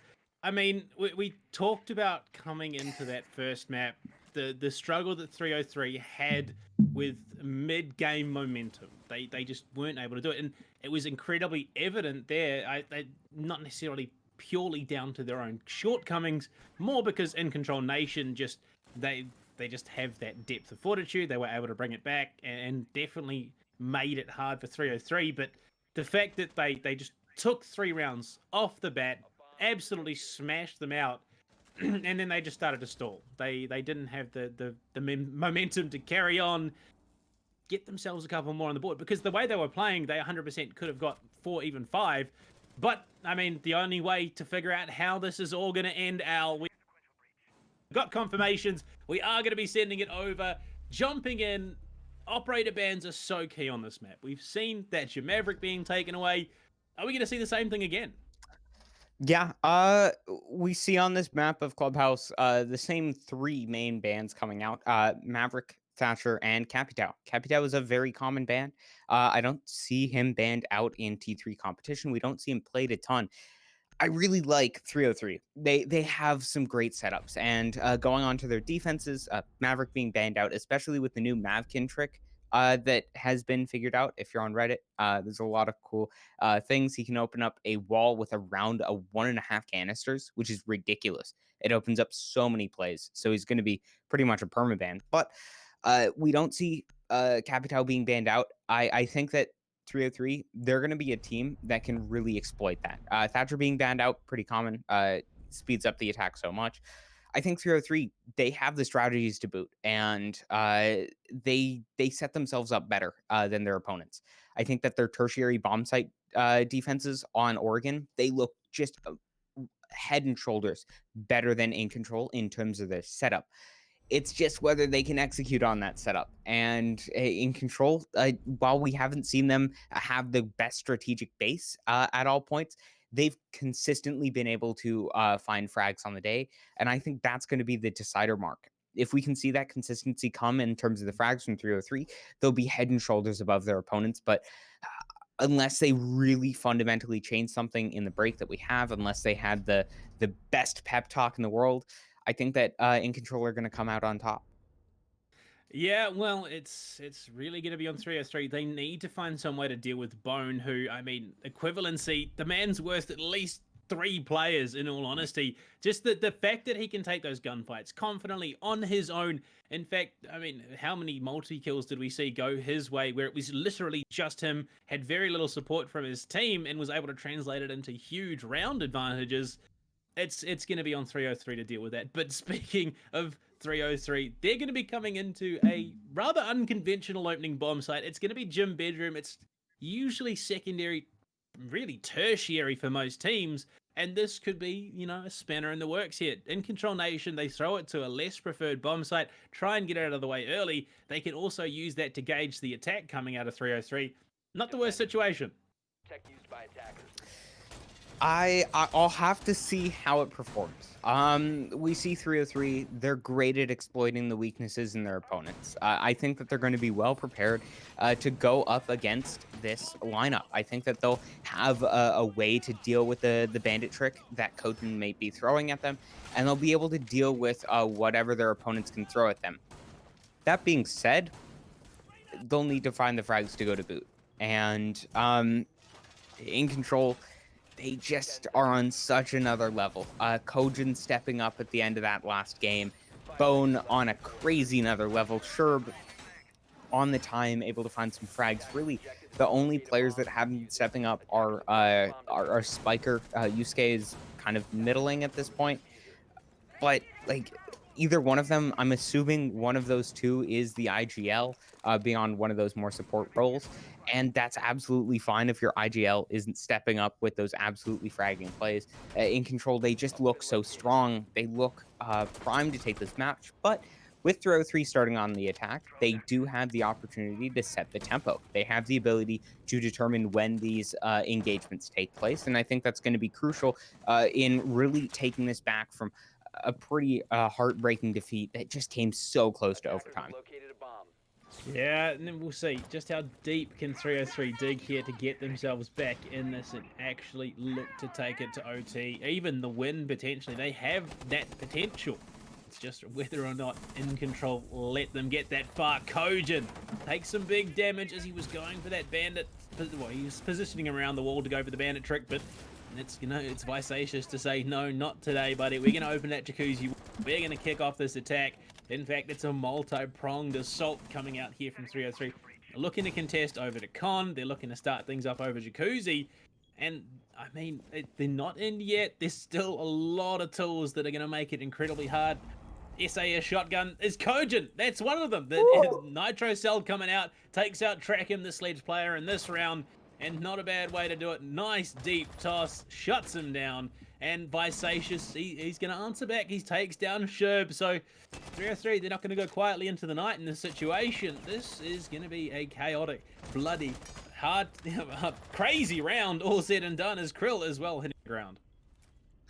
Yeah, and 303, it's such a typical thing from them. They were able to get the external walls opened up early into the round, and they were able to get themselves into a good position looking to make that plant on Jim. But Incontrol are just finding these frags. Yeah, and it's just all coming apart here for 303. It looked like a good start. Kojin, he started it off, he finished it out. Does take the opening round away from 303, so secures it solidly for Incontrol Nation. Unfortunately though, Al, we are going to have to throw it to a rehost. That's rough. That's going to hugely stall out the momentum. Welcome back, Keg. It felt like you were gone for only a moment. Yeah, I mean, it was a great set, Panda. I loved how in round number 8, we had seen some fantastic plays. Now, I'm just kidding with you. We've only had one round so far, but I thought it was really interesting how we saw everything start off on gym and bedroom and not the usual bomb sites. Panda, if you want to tell me more about that. I mean, it's the tertiary sites for a lot of teams. You go there once you've knocked out CCTV and basement. You go to gym. It's an interesting bomb site. In fact, it's very similar to the other ones. It's one of those ones where it can be hard to get into, but once you're in there, it can be incredibly hard to be flushed out. Post plant like positioning is going to be phenomenal, especially if you get that jacuzzi and bathroom wall open. Hell, even if you get the bomb down in gym, you just sit outside the window, you wait for them to go to the defuse, you just absolutely murk them, and that's the round over. So a bold attempt from Incontrol Nation. It had the potential to go the way of 303, but now that's out of the way, they can just go to CCTV, go to basement, pick up another couple of rounds off the back of it, and they're looking solid going into the half. Yeah, they looked really solid. Now, Al, I'm curious, do you think 303 can get that momentum going again? Maybe it's a blessing in disguise that this rehost is happening. Yeah, I think they'll be able to take this time and figure out what went wrong. They were able to get that early round pressure perfectly. They got the jacuzzi wall open, which is something that I think a team like Incontrol would struggle with. They wouldn't exactly have the default strategies to go like, hey, we know exactly how we're going to burn out the ADS, drop the frag grenade in, and get rid of those bandit charges and then move forward. 303, they were able to do that very quickly. But it just came down to the fragging. Incontrol wins their gunfights, and 303 they give their opponents too many opportunities to take those 50-50s, and I think it's going to come down to their positioning. How well are they going to be able to avoid those fragging moments from Incontrol? How well can they just play as much of like a Cold War standoff with their opponents and just force the time to really work wonders for them, force their strategy to get themselves into the beneficial spot? I don't know. I think that on a different map that we don't see as often, that 303 may have the better strategic advantage. I think that would be more beneficial. But going on to Clubhouse, it's one of the T3 trifecta of Villa, Cafe, and Club. Every team knows how to play it. And whilst 303 may have the strategic advantage, it's just, I don't want to count them out early on, but Yeah, I just don't optimist. see this going their way. Yeah, I mean, you got to be an optimist about all of this, Al. I mean, look at the screen right now. We have so many Incontrol people on the prediction screen. But you know what? I'm going to side with Pond here. I really think 303 showed up quite a bit on Oregon, and I think they might have a very good chance of figuring out what's going on now and bringing it back. Now, Panda, I'm sure you're going to disagree here, possibly, but I really think, even with the operators being the same exact ban line, I think we're going to see overtime. As much as I want to believe there's going to be overtime on this map, No, come on. With how that round went, it looked so good, and then it looked so horrific for 303. They started well, they ended poorly, and it was purely off of Kojin's contributions. We talked about how he had a very, very good start, but now he's warmed up. He started to ramp things up going into the later stages of Oregon. He's now coming into Clubhouse. He opened the fragging, he closed the fragging. This man is ready to play. In fact, the entire roster of Incontrol Nation, they're warmed up, ready to go. Hell, they're the ones that are leading the pack when it sprints around the field because they want to get the game underway, they want to kick it off, they want to take the victory, and then they want to go celebrate. I mean, fair enough. I want to celebrate too, and I'm not even playing. Oh man, but overall, I mean, this is only round number 1, fellas. We have so much more action coming out between these two teams. It's certainly a far cry from what 303 brought down in the qualifiers, and oh, I'm excited. We did get word that one player is restarting their computer. Hopefully they have an SSD, so they should already be back in the game now. But overall, I am super excited going forwards to see, like, I can barely contain myself here. But going forwards, we had seen the tertiary bomb site first, and Al, I'm just curious, do you think maybe going for a much more standard bomb site could be beneficial to even things out? I think that in control, their strategy is such a secondary thought. I think that for a lot of teams, we see strategy first, fragging potential second. In control, they don't care where they are. They're gonna find their kills regardless. And I think that like on meeting, there was a lot of interesting strategic decisions that I think that 303 with their setups did a much better job. And even like in control, even though they were on like a tertiary bomb site, they didn't really care. They just took the fight to their opponents. They really played on their own terms, and I don't think that the bomb sites necessarily define that as much, because we saw them play on the more primary sites on Oregon of basement, and they got absolutely demolished there when they were playing the more default strategies. I think that it's just going to rely on them playing their own unique style and playing how they want to play instead of playing to the more default that 303 is much better at. I mean, I'm sorry, you can say all the things in the world that you want, Al, but the chat's spoken. I want to see those legs. Do I even have them? I don't know. You gotta show How would you us. know? No, Why no, don't no, know? You get- that's going to be the storyline throughout the season. Does Al have Who legs? We're knows? setting up for some Who knows? SCS conspiracy theories. We need the staff predictions on that, because I think it could go either way. You know, I think sometimes, you know, in the qualifiers, I think he may have had legs. Now I'm not too sure. I think Al at one point may have, but Panda, what do you think? Look, I mean, if you took Gridlock's arms and slapped them onto Al's hips, I reckon that's what's going on. Just guns down there, top to bottom. Al is absolutely stacked. We are just, I believe we have confirmation that we're ready to think go we on do. the rehost. Just waiting on that No. absolute certainty. Yeah, we're sending it now. Thanks, Keg, for jumping in, filling the time. But we gotta bid Show you us the adieu once legs. again. We're heading back to Clubhouse. Al, our vacation, it was short, it was brief. We're heading back into round number 2. And just the way that, you know, In Control Nation took round number 1, could that be an indication of how the rest of this map goes? I think it's a very worrying sign for 303. I think that they have this great opportunity, and I think it's a blessing in disguise for the rehost. They're going to be able to come back, they're going to be able to regroup, and they're going to be able to find what went wrong, because that should not have gone the way of In Control. They're on the tertiary bomb site, like you said. They don't have the best strategic setup, and In Control have broken apart their entire defense by getting control of Jacuzzi, by getting so much map presence. And with all of that in their favor, In Control is just able to steamroll their opponents into submission. And moving on to the second round, Protect your bomb. In Control, they just look so dominant. Now moving on to this basement side, it's a much more comfortable situation. They're going to have so much presence in terms of the roams if they do decide to go for that. 303, they have the default strategies. I think that they're well prepared to take In Control all the way. They just need to slow down a bit, and they need to stop making these glaring mistakes. They need 10 to seconds to go. get themselves under control. They need to be more patient with their attacks and really rely on the fact that they get themselves into a better position. They maneuver themselves into an advantageous scenario and really let In Control make the mistakes when they don't have map control, when they don't have the map presence that 303 gain through their better default strategies.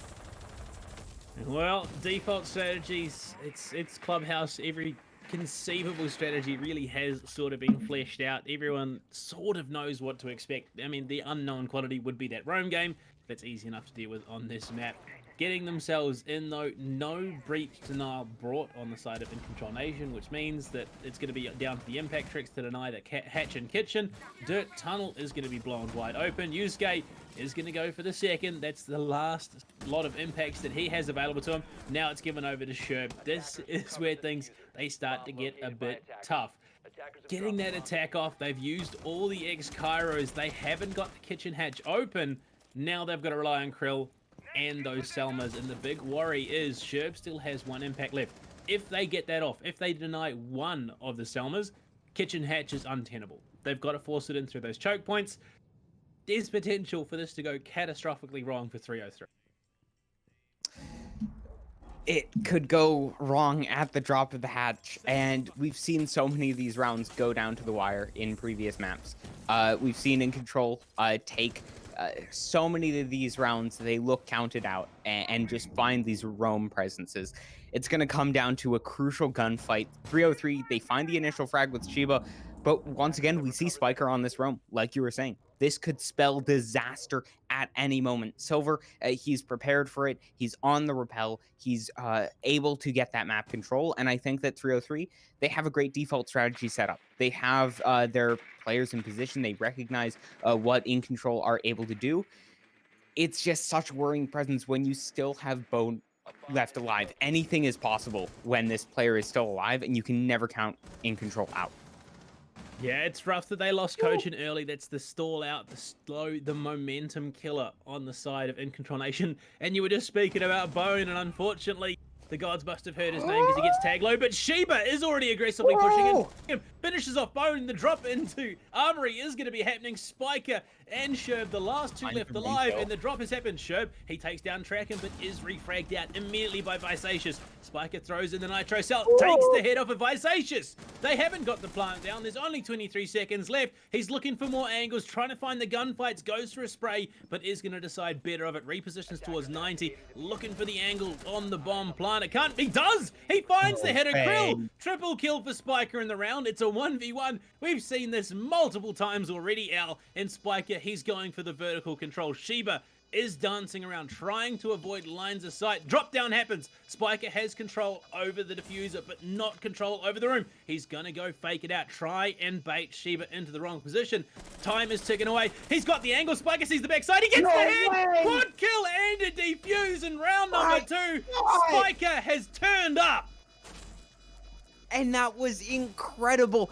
Coming from that, we didn't quite see it because we were more focused on what was going down on that site. But Spiker, he was able to find the kill onto Hibana, who is on the rappel watching through cage. That's a long angle with an ACOG with Hibana.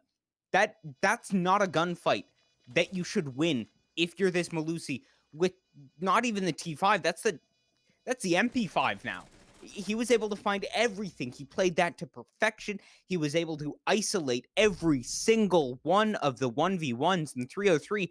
This is coming down time and time again. They find the advantages. They had the critical, they had the textbook play. They set themselves up. They cleared out one of the roamers. They got themselves into a position to watch their flanks, and they did everything right. But Incontrol just still clicked heads. And my God, that's the craziest play I have ever seen in Siege while casting, if not just while watching the game at all. That was insane. A 4K clutch to bring it back. That's not a situation that just any player can succeed in. Spiker, we slept on him a little bit in the first map. He really wasn't having that standout performance. All of a sudden, round number 2, steps up, 4K in the round, clutches it out, gets the defuse. I mean, he got the 4K with 7 bullets to spare. He had 16 seconds left on the defuse when he got to it. Plenty of time left in the bank. Now they're going to be heading up to CCTV. 2 rounds already in a row. They're coming back off the fact that they won Oregon. Incontrol Nation. If they slip up here, it's going to be on the back of their own misplay. 303. They're doing it all over again. They put themselves into a great position, and they just, to every clutch, there's two elements. There's in control. There's the clutch player doing everything correct, and then there's the team who got clutched against, snatching defeat from the jaws of victory. And 303, they didn't get their crossfires. They didn't play that heads up enough, but they're not letting it get to them. And this is one of the crucial things. We see a lot of teams, once they have these big plays, once they are absolutely demolished in a 1v5, it's over. Their mental game goes out the window. This time around, 303, they're not falling victim to the runouts. They're not falling victim to the aggressive plays, and they're playing patiently. They're not letting it get to them, and I think that's a great sign, and it separates good teams from great teams. They're getting themselves into a position. They're not letting In Control find these aggressive plays, and they're choking their opponents out, and they're not getting themselves too psyched out. Yusuke is able to find a single kill, but 303 are still in the man advantage. They still have the great opportunity, and I think they are poised to strike back in this match. And strike back they do. The man advantage equalized in a moment. Yusuke and Kojin equalize things, taking down Visatius and Trackham. A minute and a half left to play. 3 versus 3. Oh no, Yusuke just not aware that there was still that extra member of 303 in the garage. It's Silver does find out that Maestro, and they've got the man advantage once again. Krill is still alive. They can look to get open any number of walls that they want to. Shiba is there on the lurk. That power threat player is going to drop Kojin as well, but Spiker returns with one of his own. That Org A3, such a powerful gun when used in the right situation. It's a 2 versus 2. Nitro Cell gets thrown deep. He's taken Shiba. Spiker again, showing up huge. He's not done. 2 kill in the round. He's got to get one more. And it's Krill. He's got to push in. Pre-fire. Peeks. He's going for it. Jiggle. He's going to get just enough time to reload here as he pulls back into cash. Both players taking a breath. There's heaps of time left, and the rotate is there. Spiker pulls into red, kills the drone, back into cash, aggressively repositioning, trying to throw off Krill here. Krill, he's in CCTV at the moment, behind the Bond chassis, going for the plant. Spiker should hear that. Looks like Krill might even stick it. He's sneaking up. He's going to find the angle. Gunshot's not quite landing. Spiker in trouble. He's going to get gunned down. No! He looked like he had it. Unfortunately, just didn't have the magazine size. Krill, close to losing out there, gets it, and finally, 303. Again, they've taken a little while. This time, they've gotten on the board, but I mean, it was close. This has got to be one of the most entertaining matches that I have ever seen.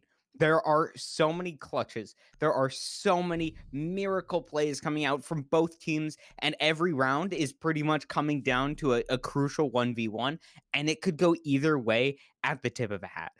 303, they set themselves once again in a good position. They get the 2-man advantage, and In Control find the frags, and they get themselves almost the man advantage. 303, they barely able to eke this out for a round win, and arguably on one of the strongest sites that the defenders have at their disposal. CCTV, one of the strongest positions that you can play from the roams from below, from the horizontal stretch control that you can get.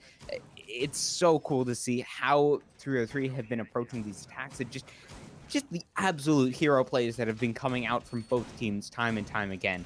We return to the scene of the initial round that seems like forever ago, and it could go either way. This game is balancing on a knife's edge. Each round has come down to the wire. I have absolutely no prediction for this match. Every single piece of reasoning has just gone out the window. It's just going to come down to who can just show up on the day. Yeah, I do have a sneaking suspicion that, just as soon as we, the analysts started talking about Spiker, his ears started to prick up. There's something wrong going on at the moment. These guys are dogging me, but it's not how it should be.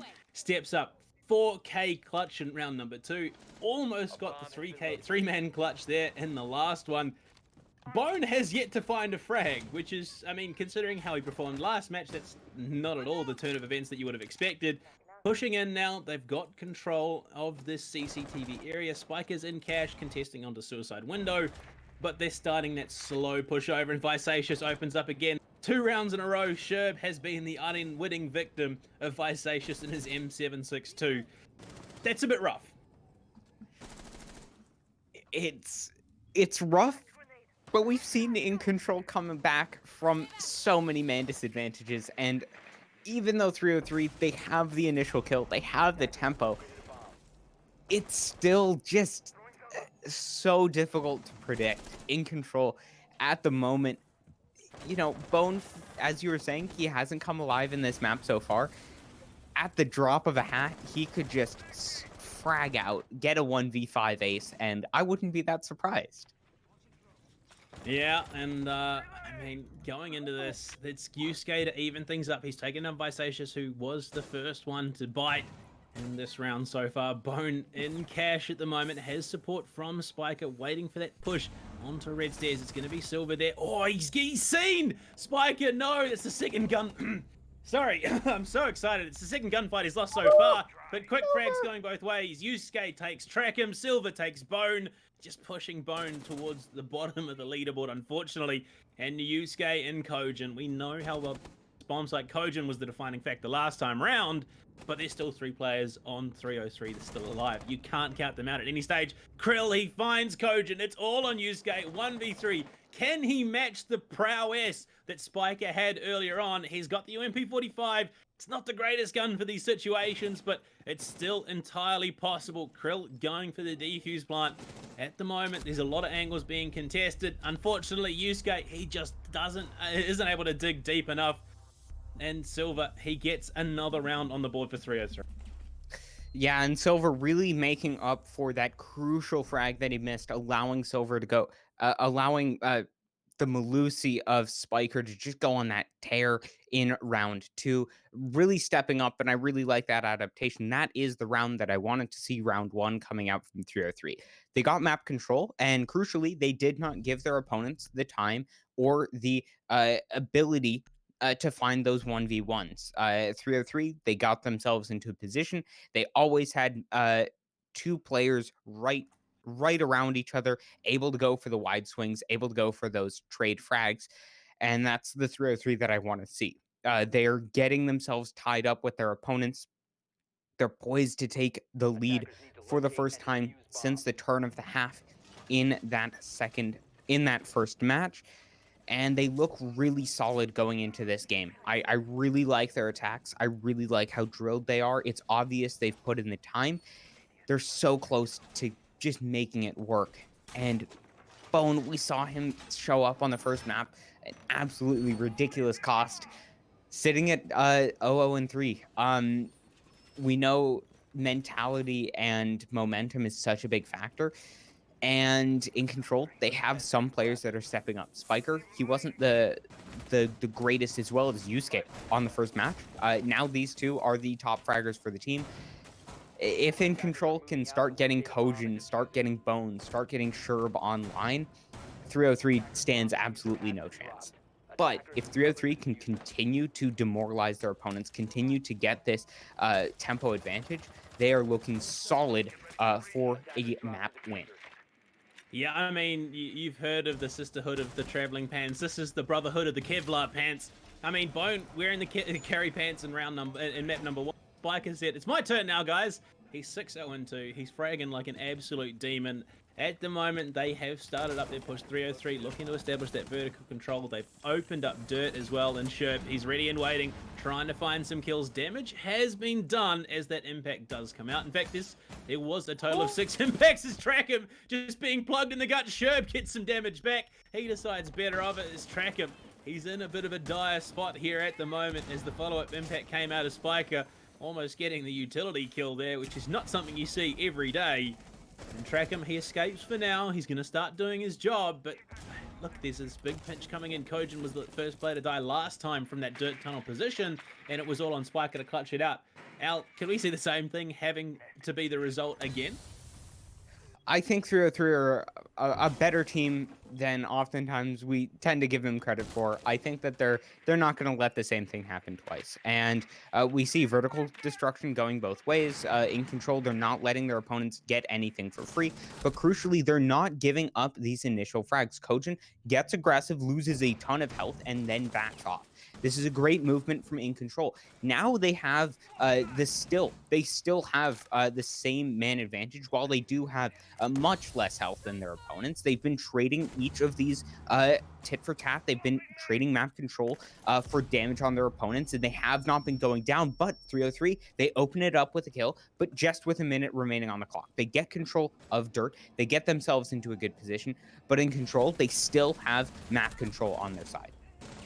Tracken will be dropped. Sherb getting that kill. Unfortunately, though, Spiker hits the Bone dirt. on the And that's a rough one. Bone on a big flank, but he's spotted out. Silver crucially. has the angle, watching the position it was last time. This time, it wasn't Spiker to take him out, and it's all on the shoulders of Yusuke. He's got to find one. Shiba does confirm on to Spiker, and it's a 1v4.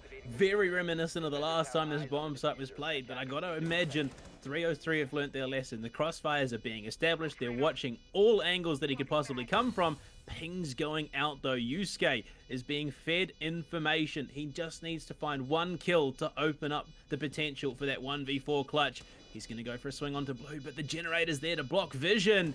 This is going to be rough. If he's going to do it, he's going to have to do it fast. And there we go. Shiba pushing in, looking for the angle. Only 21 rounds left in the older. He's going to find the first one. He's looking for another, but he's just running so low on ammo. 5 left. And unfortunately, there's just not going to be time. He ducks behind the bar, and Church goes for the reload. And that's really rough. Unfortunately, just not able to pull out the same performance that Spiker did. Yeah, In Control, they rely heavily on the frags. And that's one of the benefits of having a more strategic team like 303. Even when your players aren't showing up with these miracle plays like Bone did in the first map, you have that bit to fall back on. And In Control, they don't. They don't have that massive strategic depth to fall back on. They have the great team play and aggression, which are great markers of a good team in their own right. But 303, they are stepping up. They're finding the adaptation, and they're not falling off like they did in the previous match. Silver on the flank watch duty, able to find the kill and stop Bone from going on the same tear that Spiker did in that previous round. They are looking like they've adapted to the mistakes that they made earlier in the rounds, going into that attack on Jim.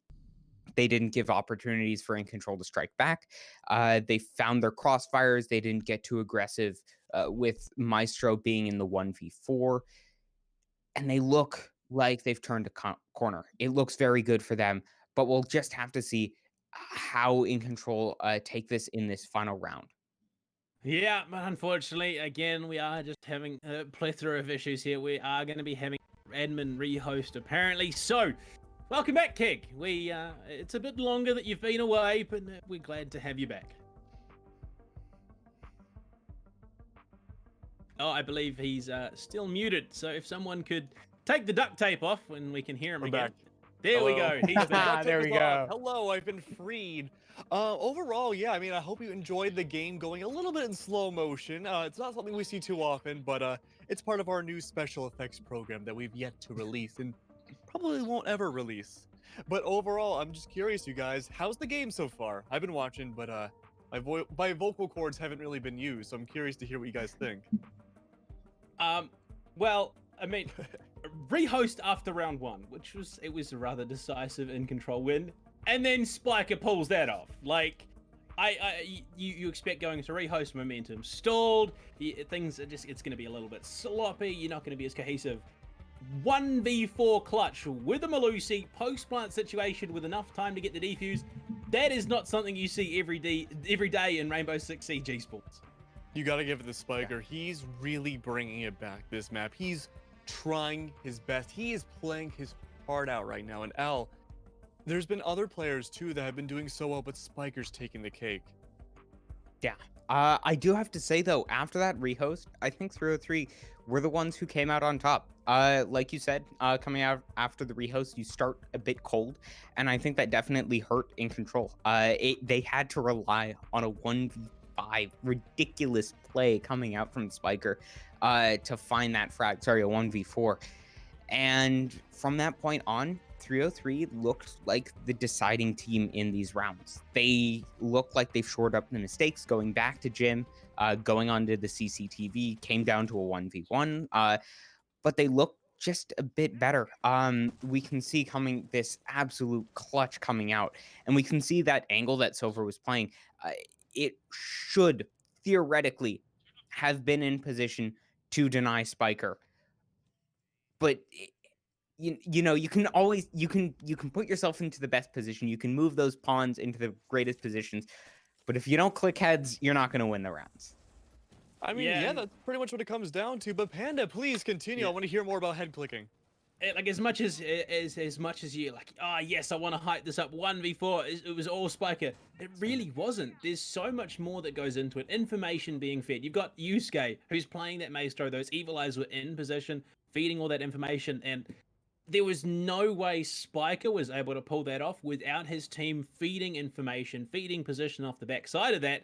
So it well and truly was a team effort, despite the only player on the field being Spiker. So definitely Incontrol Nation proving that they are just absolutely amazing when they're gelling, when they're working with each other, despite having significant man disadvantages. And it's been unfortunate that, you know, that after that round the momentum has definitely stalled out. 3 rounds in a row have gone the way of 303, and we're looking at potentially a repeat of map number 1 where it's at that 3-3 split going into the half. It was Incontrol the Nation at the end of the day who they dug deeper, they got themselves that win, but I'm starting to believe a little bit more that 303 could take us to that draw.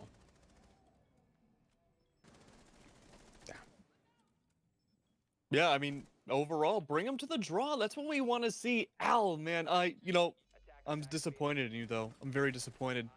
We have all these rehosts. We have everything. We see your beautiful face on cam. But where are the legs? I was talking with May in the Discord, and I think that we might have an interesting channel reward point system going on, possibly. We have we're not the most serious of leagues. We have ourselves set up. We have the amazing production brought to you by May, an amazing admin team as well, our beautiful analysts and our amazing casters as well. We can see some great ones coming up for our next best of 2 series. But we have some amazing channel point rewards, if you can see there. May casting in Russian. A very interesting reward to see. I would be excited to see who can pull that out. The VIP, as well as, I think, May cutting our mics for a round, or just cutting them out in the middle. We'll have to see how that goes. But maybe in the future, you might see the reward of seeing the legs. Who knows? I'll let that to you decide, but I'll have to leave you on that bombshell of a cliffhanger as we just look at just the absolutely amazing rounds brought to you by an amazing feed replay. Yeah, we're on a rehost right now, and it's just an absolute cliffhanger. But Banda, jump us off that cliff. What's gonna happen next? You're telepathetic. What's gonna happen next? Telepathetic, that's the one. But you're not pathetic. Telepathetic. I can try and move, and it just doesn't work. But coming into this, it's the final round of the half. It's so close here. You're looking at a 3-3. If you're in control, best case scenario, it's this rehost is going to store that momentum of 303. So you got that working in your advantage.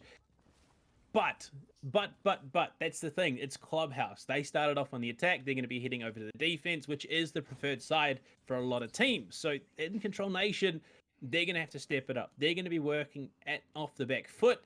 They're going to be having to reset their momentum going into the half as well. So there's a lot of potential for any number of things. It's an interesting one for sure. I believe we are having some confirmation behind the scenes. Keg, do you want to clear that up for the viewers? Oh, yes. So it looks like we will be fixing things up a little bit. I'm reading the same exact things that you are, Panda, but all I can just tell you is that we're going to be holding on tight for a few more minutes. It's like going to the theme park, right? You got to wait in line a little bit longer. Sometimes the rides need a little bit of a second, either for the carny to get more popcorn for himself, or whatever people do at amusement parks. I can't even tell you the last time I've been to one, but it's just going to be a few minutes. But overall, I think it's really interesting that we see the attackers, 303, have the leg up so far. Traditionally, Clubhouse has been more or less on a defender-sided map, but it's changing around a little bit more. And I want Al, can you tell me more about that? I think that one of the big things that plays into this is Echo being temporarily disabled. It allows you to go for more of these post plant positions. Echo with the Yokai is single handedly one of the best operators at stalling out post plant positions. You see time and time again on maps, specifically a site like First Floor on Cafe. If there's an Echo still alive, you have to go for kills. You can't go for plants. He's going to be able to stall you out, and even if you get an IQ into position, it's so hard to deny those yokais. And with him being taken off the board, you don't have to allocate a ban. Before the most recent season, Echo was the third most common ban in competitive play on a map like Clubhouse. And I think that does shift the favor over to the attackers now that they have a lot more utility to spread between them. You have operators like Callie rising in presence. That pocket F2 shores up a lot of her fragging weaknesses that we saw, and we can see them just step up. Rounds like this go down to the wire because we have a bit less utility on the defense, and you have more tools for the attackers to have. I really like to see it. It's awesome to see, and I think that it's a changing meta, and these teams are just dealing with it in the best way possible. I really think they are the best way possible indeed. And speaking of, the best way possible as well, is that it's only going to be a few more minutes. It's definitely going by a lot faster than initial suspects had presumed. In fact, we're already ready. We've made a miraculous progress. It's like physical therapy. We did it. We're back in shape again. Hello. Go, go, go, go, casters, go. All right, we'll take it from here, who's Keg. We're boss? going back. 6. Al, it's CCTV. The last time this was played, it went the way of 303. We saw it. It was the final replay there. Spike it in a 1v1 against that. It was so rough. You're coming into it, you're versing off against the ace player of Krill in a 1v1 situation, having just previously won that 1v4 clutch. Unfortunately, he just couldn't do it. He ran out of ammo, he got gunned down, was absolutely denied. Coming into this, he's back on the Cade. Could we see that come out again? Is he going to be that standout performer? Because the last couple of rounds, he's really struggled. Yeah, I think it's interesting to see how Incontrol adapt to this. No Capitao on the board, I think is a bit of an interesting decision. We see Capitao, he's so crucial on these sites.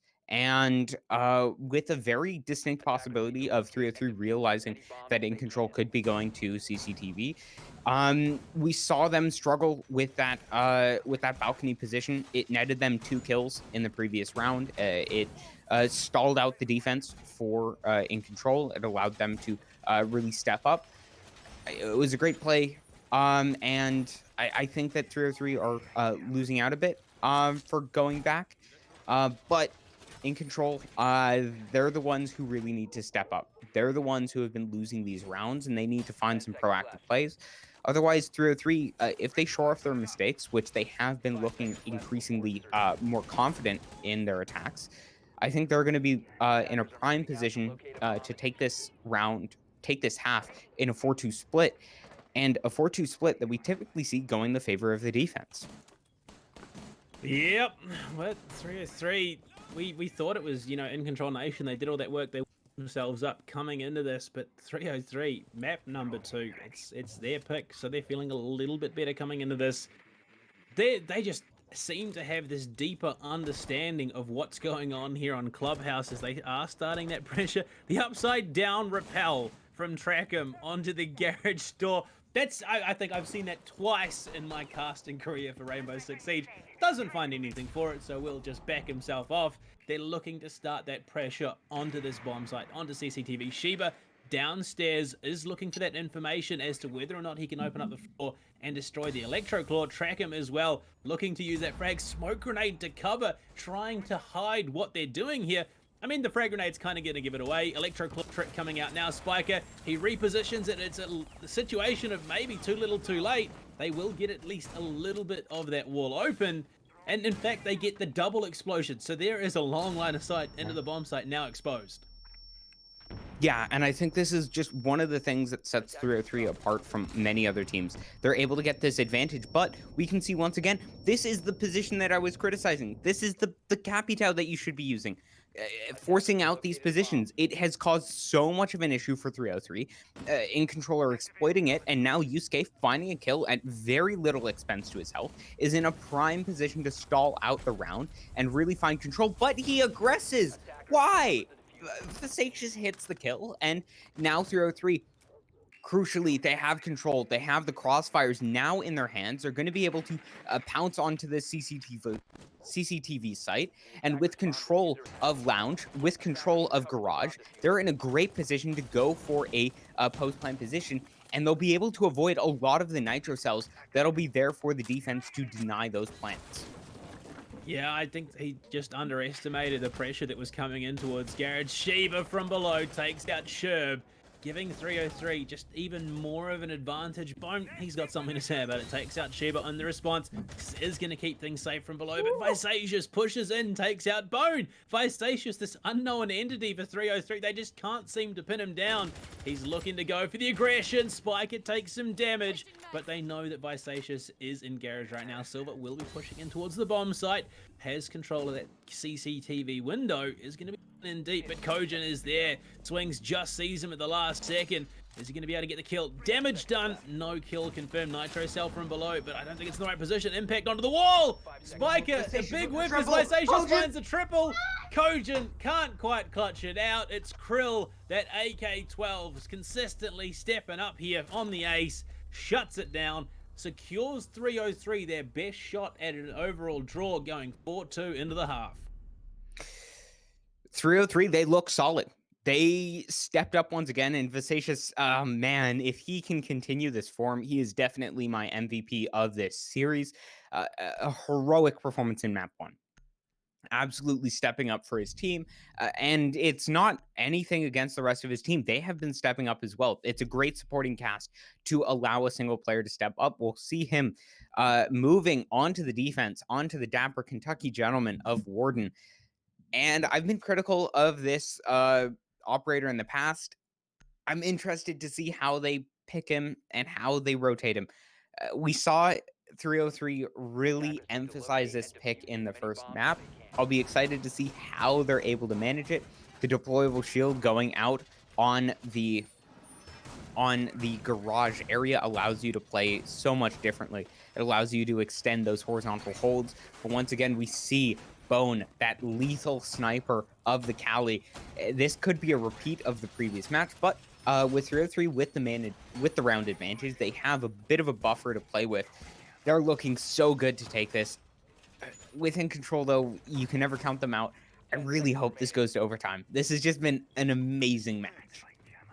Yeah, it has that just ups and downs all over the place. I'm excited to see what Visacious does with this. You know, Warden, the Rainbow Six gamer, he's got them Logitech headsets on, he's got the gunner glasses, keeping things nice and crisp and clean in front of him, and he's ready to game right now.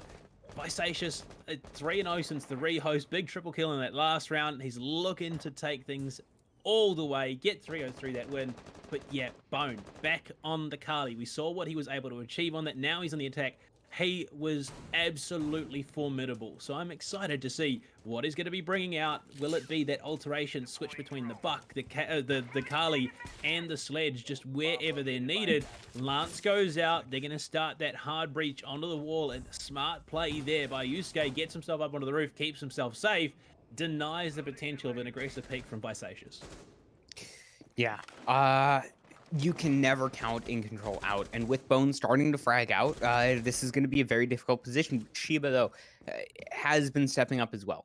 He has been such a rock on the defense, especially on the roams, and I think Incontrol, they're going to need to invest heavily into the utility in order to clear him out.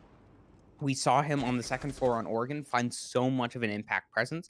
And if you leave him alone, if you leave him to his own devices, he's going to be such a nuisance. We can see Spiker already being traded down. This is control for 303. The frag goes into the favor of Incontrol, but that is damage dealt. That is time being wasted.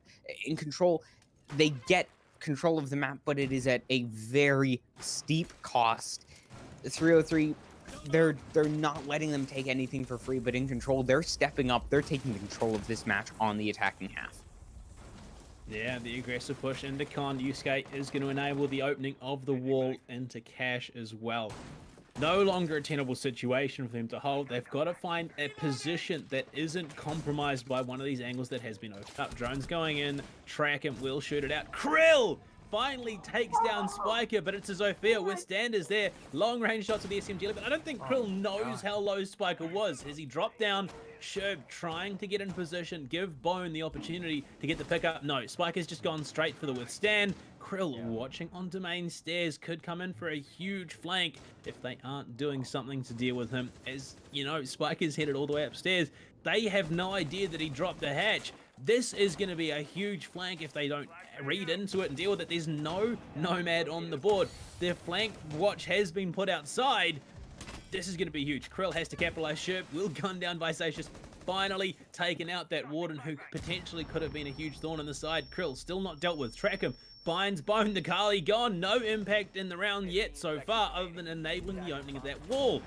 It's Krill. He's coming from behind. Finds Kojin. That's the Thermite God. Crossfire is now being established. 3 players left on either side. Sherb put down by Trackham. It's coming apart here. 303 stepping up again. Third kill as Silver shuts it out. 303 take control of the round back in favor of them. And now this is a real game and a half. Yeah, and you can ignore the you can ignore the roamers. That is a thing that you can do. But it requires that you go full send. It requires that you full commit. We saw 303 do that in the first game. They recognized where Incontrol were. They recognized that they were 2 floors away and their rotations wouldn't be quick enough, and they went full send. Incontrol, though, on their attack, they recognize that there's a roamer. They know he's still on the board, and they don't do anything about it. And 303, they're such a patient team. They will not give you any round, despite being man disadvantaged, despite having their backs against the wall. You can never count them out of a round. And the amazing flank coming out from Krill, Trackham stepping up as well. Absolutely ridiculous performances by everyone across the board. Visacious not the only one who can step up for his team. 303. They're now on a rampage, 5-2 ahead. I would have expected this maybe to be a 5-4. I definitely see the improvements coming out for 303. They look like the better team on this map, but they're just making this an absolutely just a wide margin in comparison to Incontrol. After the first 2 rounds, they've just looked so solid. Round 3 came down to the wire, but after that, they've just been stepping up. They've just been finding control of the round. They've been forcing Incontrol to play on their terms, and it's just worked out perfectly. 5 rounds in a row for 303 eSports, the longest string of rounds so far in the series from either team. They are looking to take the 1-1 series here today against Incontrol, and if they get the next 2 rounds, they've done it in less than Incontrol did it in map number 1. Not anything to sneeze at. 303 eSports are here to say we are in this competition and we are a team that should be taken seriously. And 100%, if you are sleeping on these guys, it's going to cost you dearly. Yeah, I was really excited watching 303 in the qualifiers. They definitely weren't our strongest team, but you could see the potential that they have. They have a great fundamental base, and they have just all the elements that you need to build off of, and they've just built off of them perfectly. They look so solid going into this match, and Incontrol, while they definitely were our favorites, while they stepped up in the first game, they rely on that momentum, and with 5 rounds in a row, 303, they have the momentum. Incontrol don't have it. They'll need to get some decisive round wins. They'll need to start stepping up on this attacking half. Otherwise, they're on the precipice of map point. 303, they're so close to just taking control of this map and putting Incontrol on a very difficult position for even fighting for overtime. And that would be a monumental change of pace from the first map, from the open qual. And it looks really good. In Control, though, you can't count them out of it. They're in a 5-on-5. They have the health advantage. They're so close. They need to start stepping up. They need to start finding this tempo. Otherwise, 303, they're going to run away with this map. Well, I mean, 5 rounds in a row. It definitely feels like 303 are running at the moment. A lot of damage being done across the board. Visacious and Silver tagged up.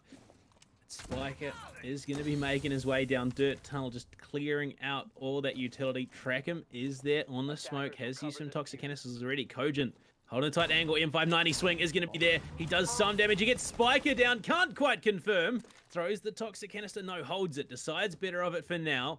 Is going to wait and see what happens. Withstand comes out for Spiker. Second round in a row where he's been forced to use that. Concussion goes in deep. Kojin secures the kill on the Trackham. They don't lose anything more for it. Big damage done, but no transition into the frags, which they desperately needed. Yusuke pushes down main stairs, finds Visacious. Spiker finds another one of his own despite having just withstood. It's going to be a 5 versus 2 in round number 8 with 15 seconds left. Diffuser goes down. Kojin team kills Spiker. Krill finds Yusuke. It's all coming apart. It's going to be Shiba on the ground, though, at the very least. They might be able to stop this from happening. 303 eSports, unfortunately, just they can't do it. Krill not there. Bone on the flank watch. This man is in the right spot at the right time. He's been lacking a little bit in some of these earlier rounds, but he's back on stride. He's on the attack. This is where Bone obviously feels the most comfortable. Yeah, and in Control, they have started to chill out. They've recognized, hey, let's play our tempo. Let's recognize how we're going to play. And they played that very patiently. For those of you who may be wondering why didn't the smoke, he knew he downed the player. Why didn't he just go right after them? We're playing on the Pro League settings, and with Pro League settings, you have points disabled. That means that you don't know for sure if you've downed someone other than the audio cue. And with how loud these areas can be, especially in that dirt tunnel with so many explosives, with so many concussions ringing off the board, that might not have been an obvious call. In Control, though, they recognize Spiker's on low health. Kojin moving first with Spiker closely behind to trade the kill out if Kojin fell. A great play, and you can see the micro play coming out from In Control. It's just so solid. They have their communication. They know how to play off of each other in these tight scenarios, and they thrive off that chaos. Just an incredible play. While 303 were able to find a few kills, and while Kojin killed literally anything that was in front of him, friend or foe, they were able to bring that one back, and it's a great sign. In Control, while they have slipped a bit, they're always in a position to take the fight to their opponents, and they just look like such a solid team. They went undefeated in the open qualifiers for a reason, and it's partly because of the mental resilience. Even if they have so many rounds in a row that they've lost, they're not going to fall apart like your other teams. They're going to still be ready and willing to take the fight to them, and if 303 make any mistakes, In Control will be ready to capitalize on them as they did in the previous round, and they will be looking to do so as they look to close this one out in regulation time. Yeah, Kojin gunning down Spiker. Hey, look, at the end of the day, a kill is a kill. Doesn't matter how you get it. Doesn't matter on who. It's a kill. That's all that counts. It's about the stats. Kojin, he's looking to pad him. In that round. That's exactly. Spiker was the weak link. You got to deal with him early. You got to deal with him fast, and that's exactly what happened. Speaking of hard and fast, they get the bar hatch open. They're in position to go for a very aggressive push. In Control, they want to ride the momentum. They cannot slow down here. They've got a buck now given over to Sherb, who will be fulfilling that same role as Bone, just mincing up the floor, giving themselves the vertical control, giving them as much room as possible to, you know, flush out these defenders, force them into disadvantageous positions. Sherb, he's going to take a bit of damage, but so is Kojin. Not quite full damage, but he steps on a goo mine, which, look, let's be honest, that hurts. Doesn't matter if it counts on the scoreboard, it's going to hurt.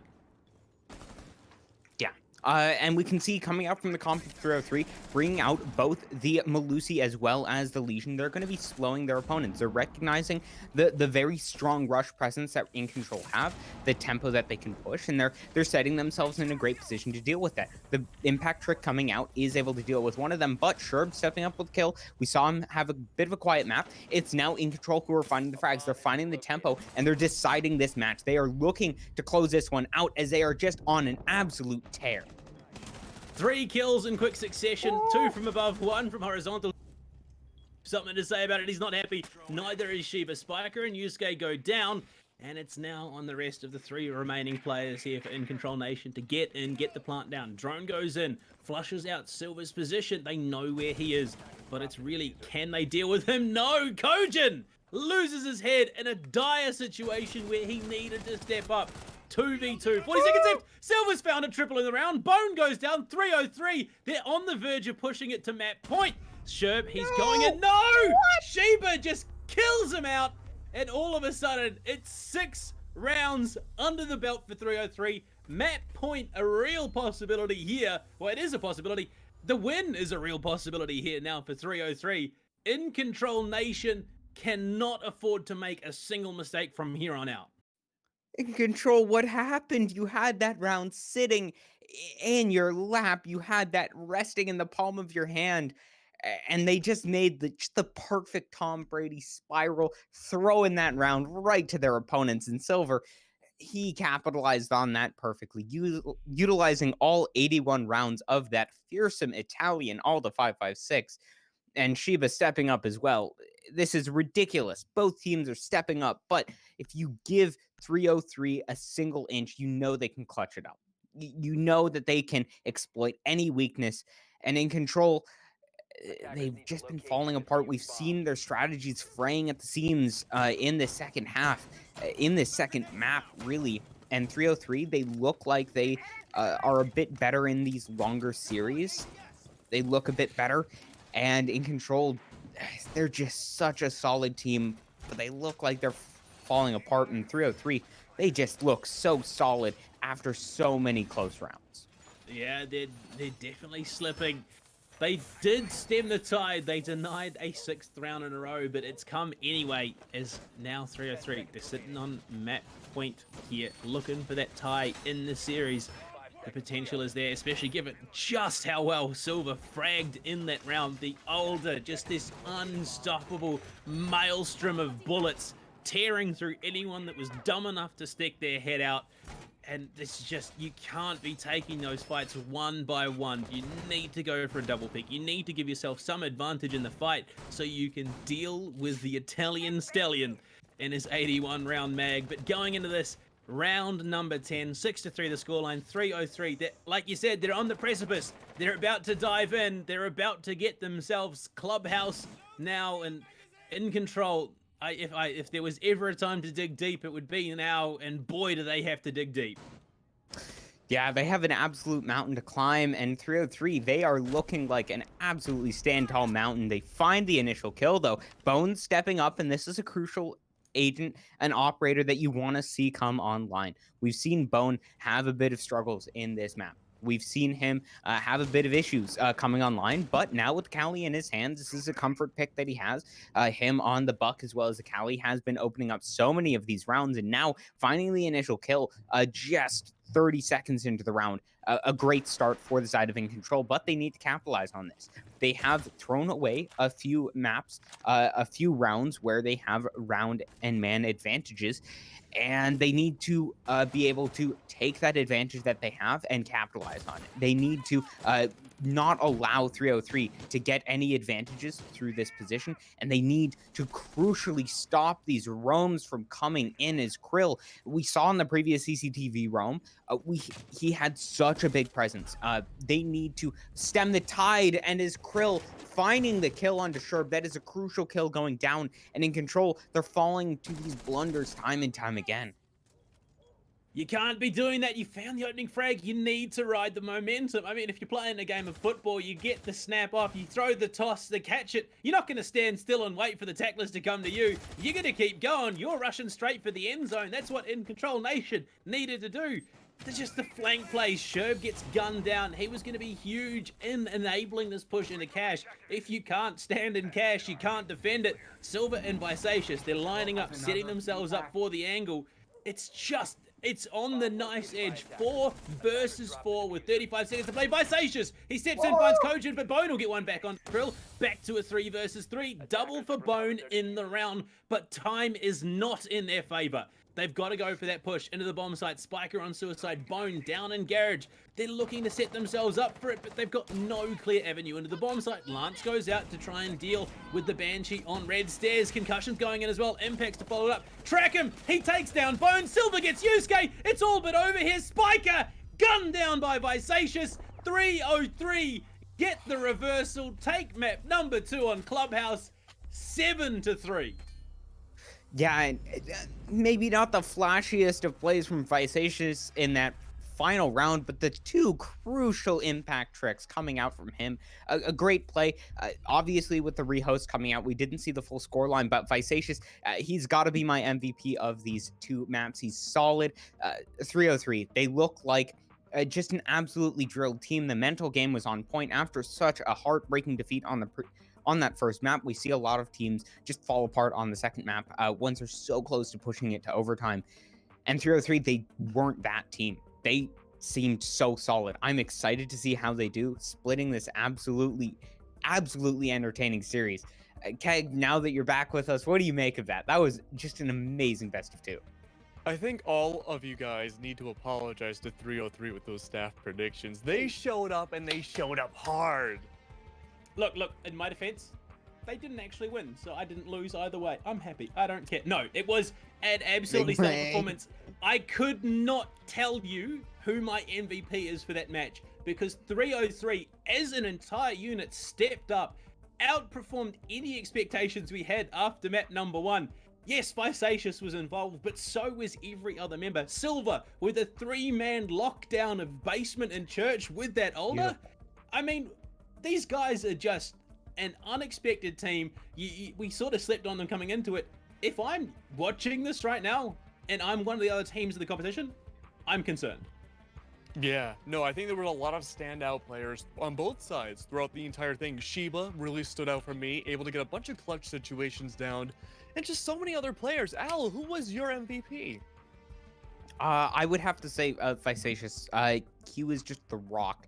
And I think that it goes to one of the weaknesses that we saw in 303 in the first map, and one of the things that they stepped up on the second. It was consistency.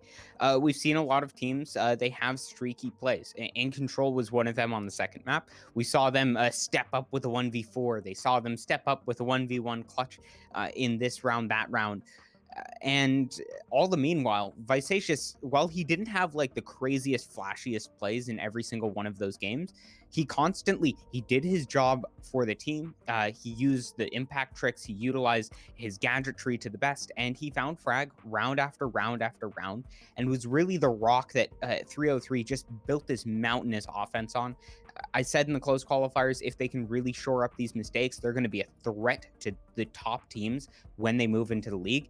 And they've definitely shored up the mistakes. They've shored up these issues, and they look like an absolute threat to the top teams. As we now move into our interview, I believe it is Spiker. Welcome to the desk. Thanks.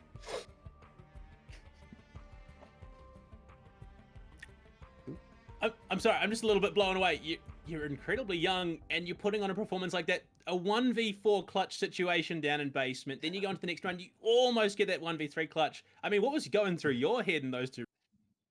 Well, before the round on Arsenal, Kojin told me to do a nay and then whip. So I did that, and then I clutched the 1v4. I didn't do it the next round, that's why I didn't clutch. Definitely not my mouse accidentally switched to the secondary or anything.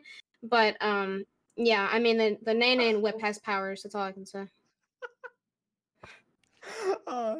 That is absolutely amazing. You guys were a standout team. That was just a beautiful game. Going on to the first map, you guys lost 3 rounds in a row. How did you guys come back from that? It looked like 303 had the tempo advantage. Going on to your map pick of Oregon, pulling that back, that was an immense feat, and you guys just stepped up as a team. What was the team comms like moving into the second part of that first half? We knew what we were doing wrong. We just kind of kept on doing it, and we were just making like simple mistakes that we knew that if we did there, like if we went there again, we would fix it. So we just kind of repeated it, and then like repeated each site, and then fixed our mistakes, and then we were just able to claw it back, and win 4 rounds straight, I believe. So That was Well, I a mean- dominant round. Oh, go ahead. Sorry, well, I was going to say, your Oregon was an absolute standout performance. You had some key players who really stepped up. I mean, you look at the way things were going. Bone was consistently stepping up. Like, how were you guys feeling after map? We were feeling pretty good considering we went down 3-0. Bone is just insanely talented, and he always shows up even if he's not on the scoreline. He's just always a force. Like everybody's always scared to play him on Cali, especially. So we were feeling pretty good after Oregon. Obviously, it was closer than we wanted it to be. And then unfortunately, we weren't able to keep it going on club. But our after Oregon, we were feeling pretty good. All right, thank you very much for joining us, Spike. A hell of a series from you guys. There's a lot to work on, but if you do want to, you have the opportunity now to shout out some of your supporters. I mean, the backing must be huge for you guys. Petition to make Bones Twitter Boner6 like usual. Because it's just R6_Bone is just not the same. And I mean, sorry we couldn't pull out the 2-0 today, but we'll get them next week for sure after we patch up our simple mistakes that we did. And thanks for having me, guys, on the interview. Well, always excited to see you guys on the desk. It was an absolutely amazing game. One of the hilarious interview. Great to see. Keg, what are your big takeaways from that match? Seeing what they brought out. I think Spiker's an absolute treasure. I think that's my takeaway. Absolute treasure. But you know, I think both teams really stepped it up, especially in the second map. I really think overall people are sleeping on 303 a little too much, and I hope that Clubhouse game really changes the tides for future events. But Panda, tell us about you, man. What'd you think? I mean, look, I'll be perfectly honest. Spiker, incredibly young. If he's this good this early on, in a couple of years, that dude is going to be terrifying. He's pro league. So I'm excited to see what he's going to be doing. But in saying that, we do have another interview for you guys. We've got one of the players from 303 joining us. Krill is here. Krill, how are we doing? Map number 1, you guys just missed out on OT, and then you bring it back to Clubhouse. You guys must be on Cloud 9 right now. Yeah, we're feeling pretty good about that, especially after the Clubhouse loss. So we definitely, you know, I would say we threw that, to be honest. We came out really strong. I mean, on the Oregon loss, we threw that. We came out really strong 3-0, shutting them down, and then just kind of lost momentum there. So the Clubhouse feels really good. Yeah. We saw you guys bringing out the Warden on defense. It was really interesting to see. Walk me through, what was the strategy revolving around that operator? To be honest, I really like the 1.5 on the MPX, and it gets you so many free kills when people think you're flashed or think you're smoked off. People just don't expect, you know, you can swing through smoke. Yeah. Well, we saw you guys putting that to great use. It was really exciting to see. Blue, you have any questions? I mean, look, okay, so I asked Spiker about it. We had him in just now. That basement round 2 on Clubhouse, a 1v4 situation goes horribly wrong for you guys, and then in the next round you just eke it back, and that's where things started to come together for you guys. What was the swing in mentality from round 2 all the way through to round 7 or something, whatever it was? Honestly, we just started playing our game.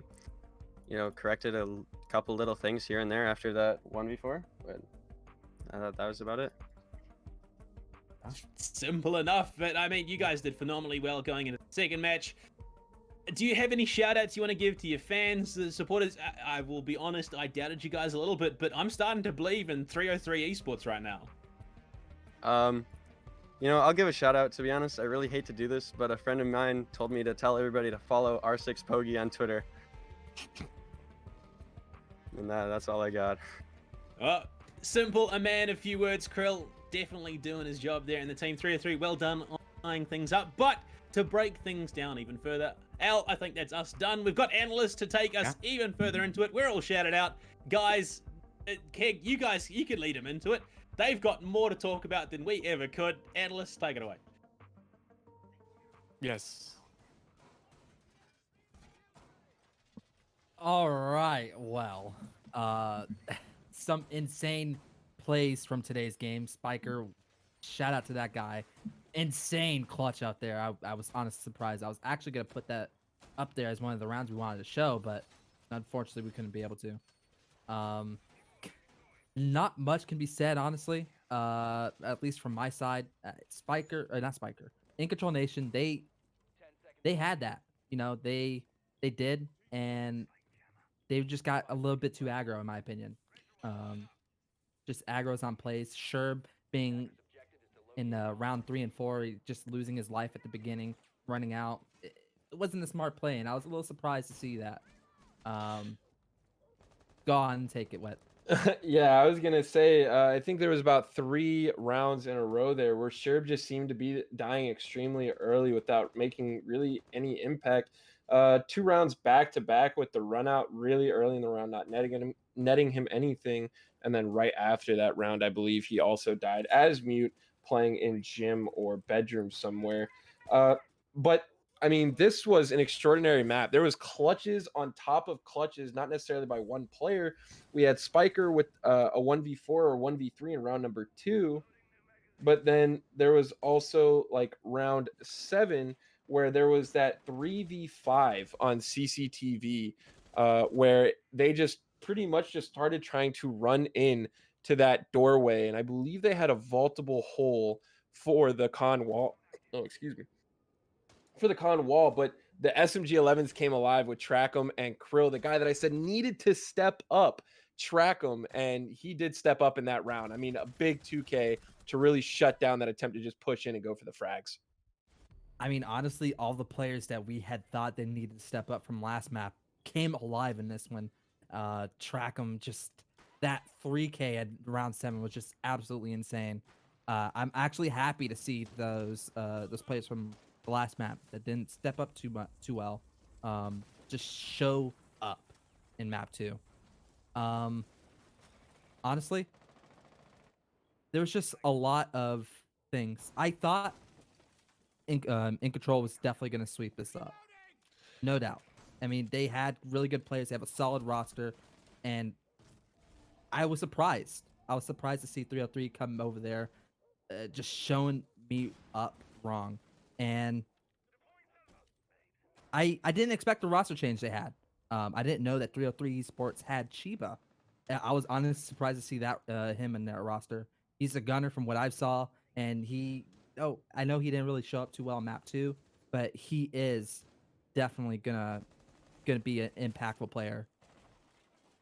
I definitely agree with you. And although he didn't do as good, it was sort of like Vic. Vic wasn't as like he went 13 and 7 in the first map, but he was just consistency. It's Shiba and Vic can probably always get at least a one off. They're gonna get one person with them, and that's kind of just something that is good to go through. And like you said, In Control really looked like they were gonna sweep this up. The 4v1 clutch from Spiker just to start us off a little hot in round 2, but then they throw 2 3v5s, just trying to prone swing on a church opening from Ace, and it just didn't pay off. Silver's got 81 bullets, and your mobility on prone is going to be so much worse than Silver, who's just swinging you with that Alda. And it really just came down to being given what they could. 303 took everything that was given to them, and their only big round that I saw an issue with was round 8, where Trackham had that smoke babe in dirt, and instead of throwing it and delaying the time with 30 seconds left, he took the shotgun engagement and he lost it one off, and it literally, in my opinion, just dissolved that whole round and gave it to In Control. Exactly. He had the thought to use that smoke canister, and he just didn't throw it. I don't know why. I think it was more so the fact that he just didn't want to take the gunfight or accidentally get shot when throwing down his smokes. But whatever it did, it definitely costed that round for 303. I also want to point out the impactful players on both team. I think for this map was Spiker and obviously Vacacious. Vacacious is just, he's a consistent player. He showed up in map 1 and he definitely showed up in map 2. And Spiker, he just those clutch moments that we have just been talking on and on about. It was just crazy. He played definitely better, as I've been saying, and I think it earned him the fact that, or earned him the title of impactful player and for Incontrol Nation in map 2. Yeah, I think for me, I would definitely give it to Spiker on Incontrol. I feel like he played great. Although I did talk about Trackham for a little bit. I think I'm going to go with Krill or Silver. Krill had so many impactful rounds. Round 10, he had a 2K on the roam, killing the Thermite. He got the clutch in round number 3, the 1vx, right after to stop Spiker from clutching up a second round in a row. And on top of that, Silver had that beautiful Alda clutch. Honestly, you know, Attackers recovered the diffuser. I can just go on and on about who was impactful or who was not, but I have to agree with you there, Krill. Just Krill and who's your other one? Silver. Silver. Krill and Silver has definitely been up there with Vacacious, in my opinion. They've been playing consistent as well, not as consistent as Vacacious, I would say, but they've been playing their roles right. Uh, they've been playing their roles right. Silver getting them frags as a hard breach, and just Krill just pulling out these wonderful plays that I I just I'm I don't even know what the word. I can't say it. I can't speak. I'm just dumbfounded, you know? Extremely smart player overall, and I think 303's kind of put their name up there, right? Incontrol, I think, was first seed coming in, and 303 just put their name on the map. Said, "Look, we made it here, and we're competition. Do not look down on us. We are going to come in here and make a name for ourselves." And I think after losing that first map in Oregon, they really came back and won 7-3, I believe, and they really just proved to everyone that you can't sleep on 303. Yeah, I like that. Can't sleep on 303. But that's just gonna do it for us today. We're gonna go on and give it on to Keg.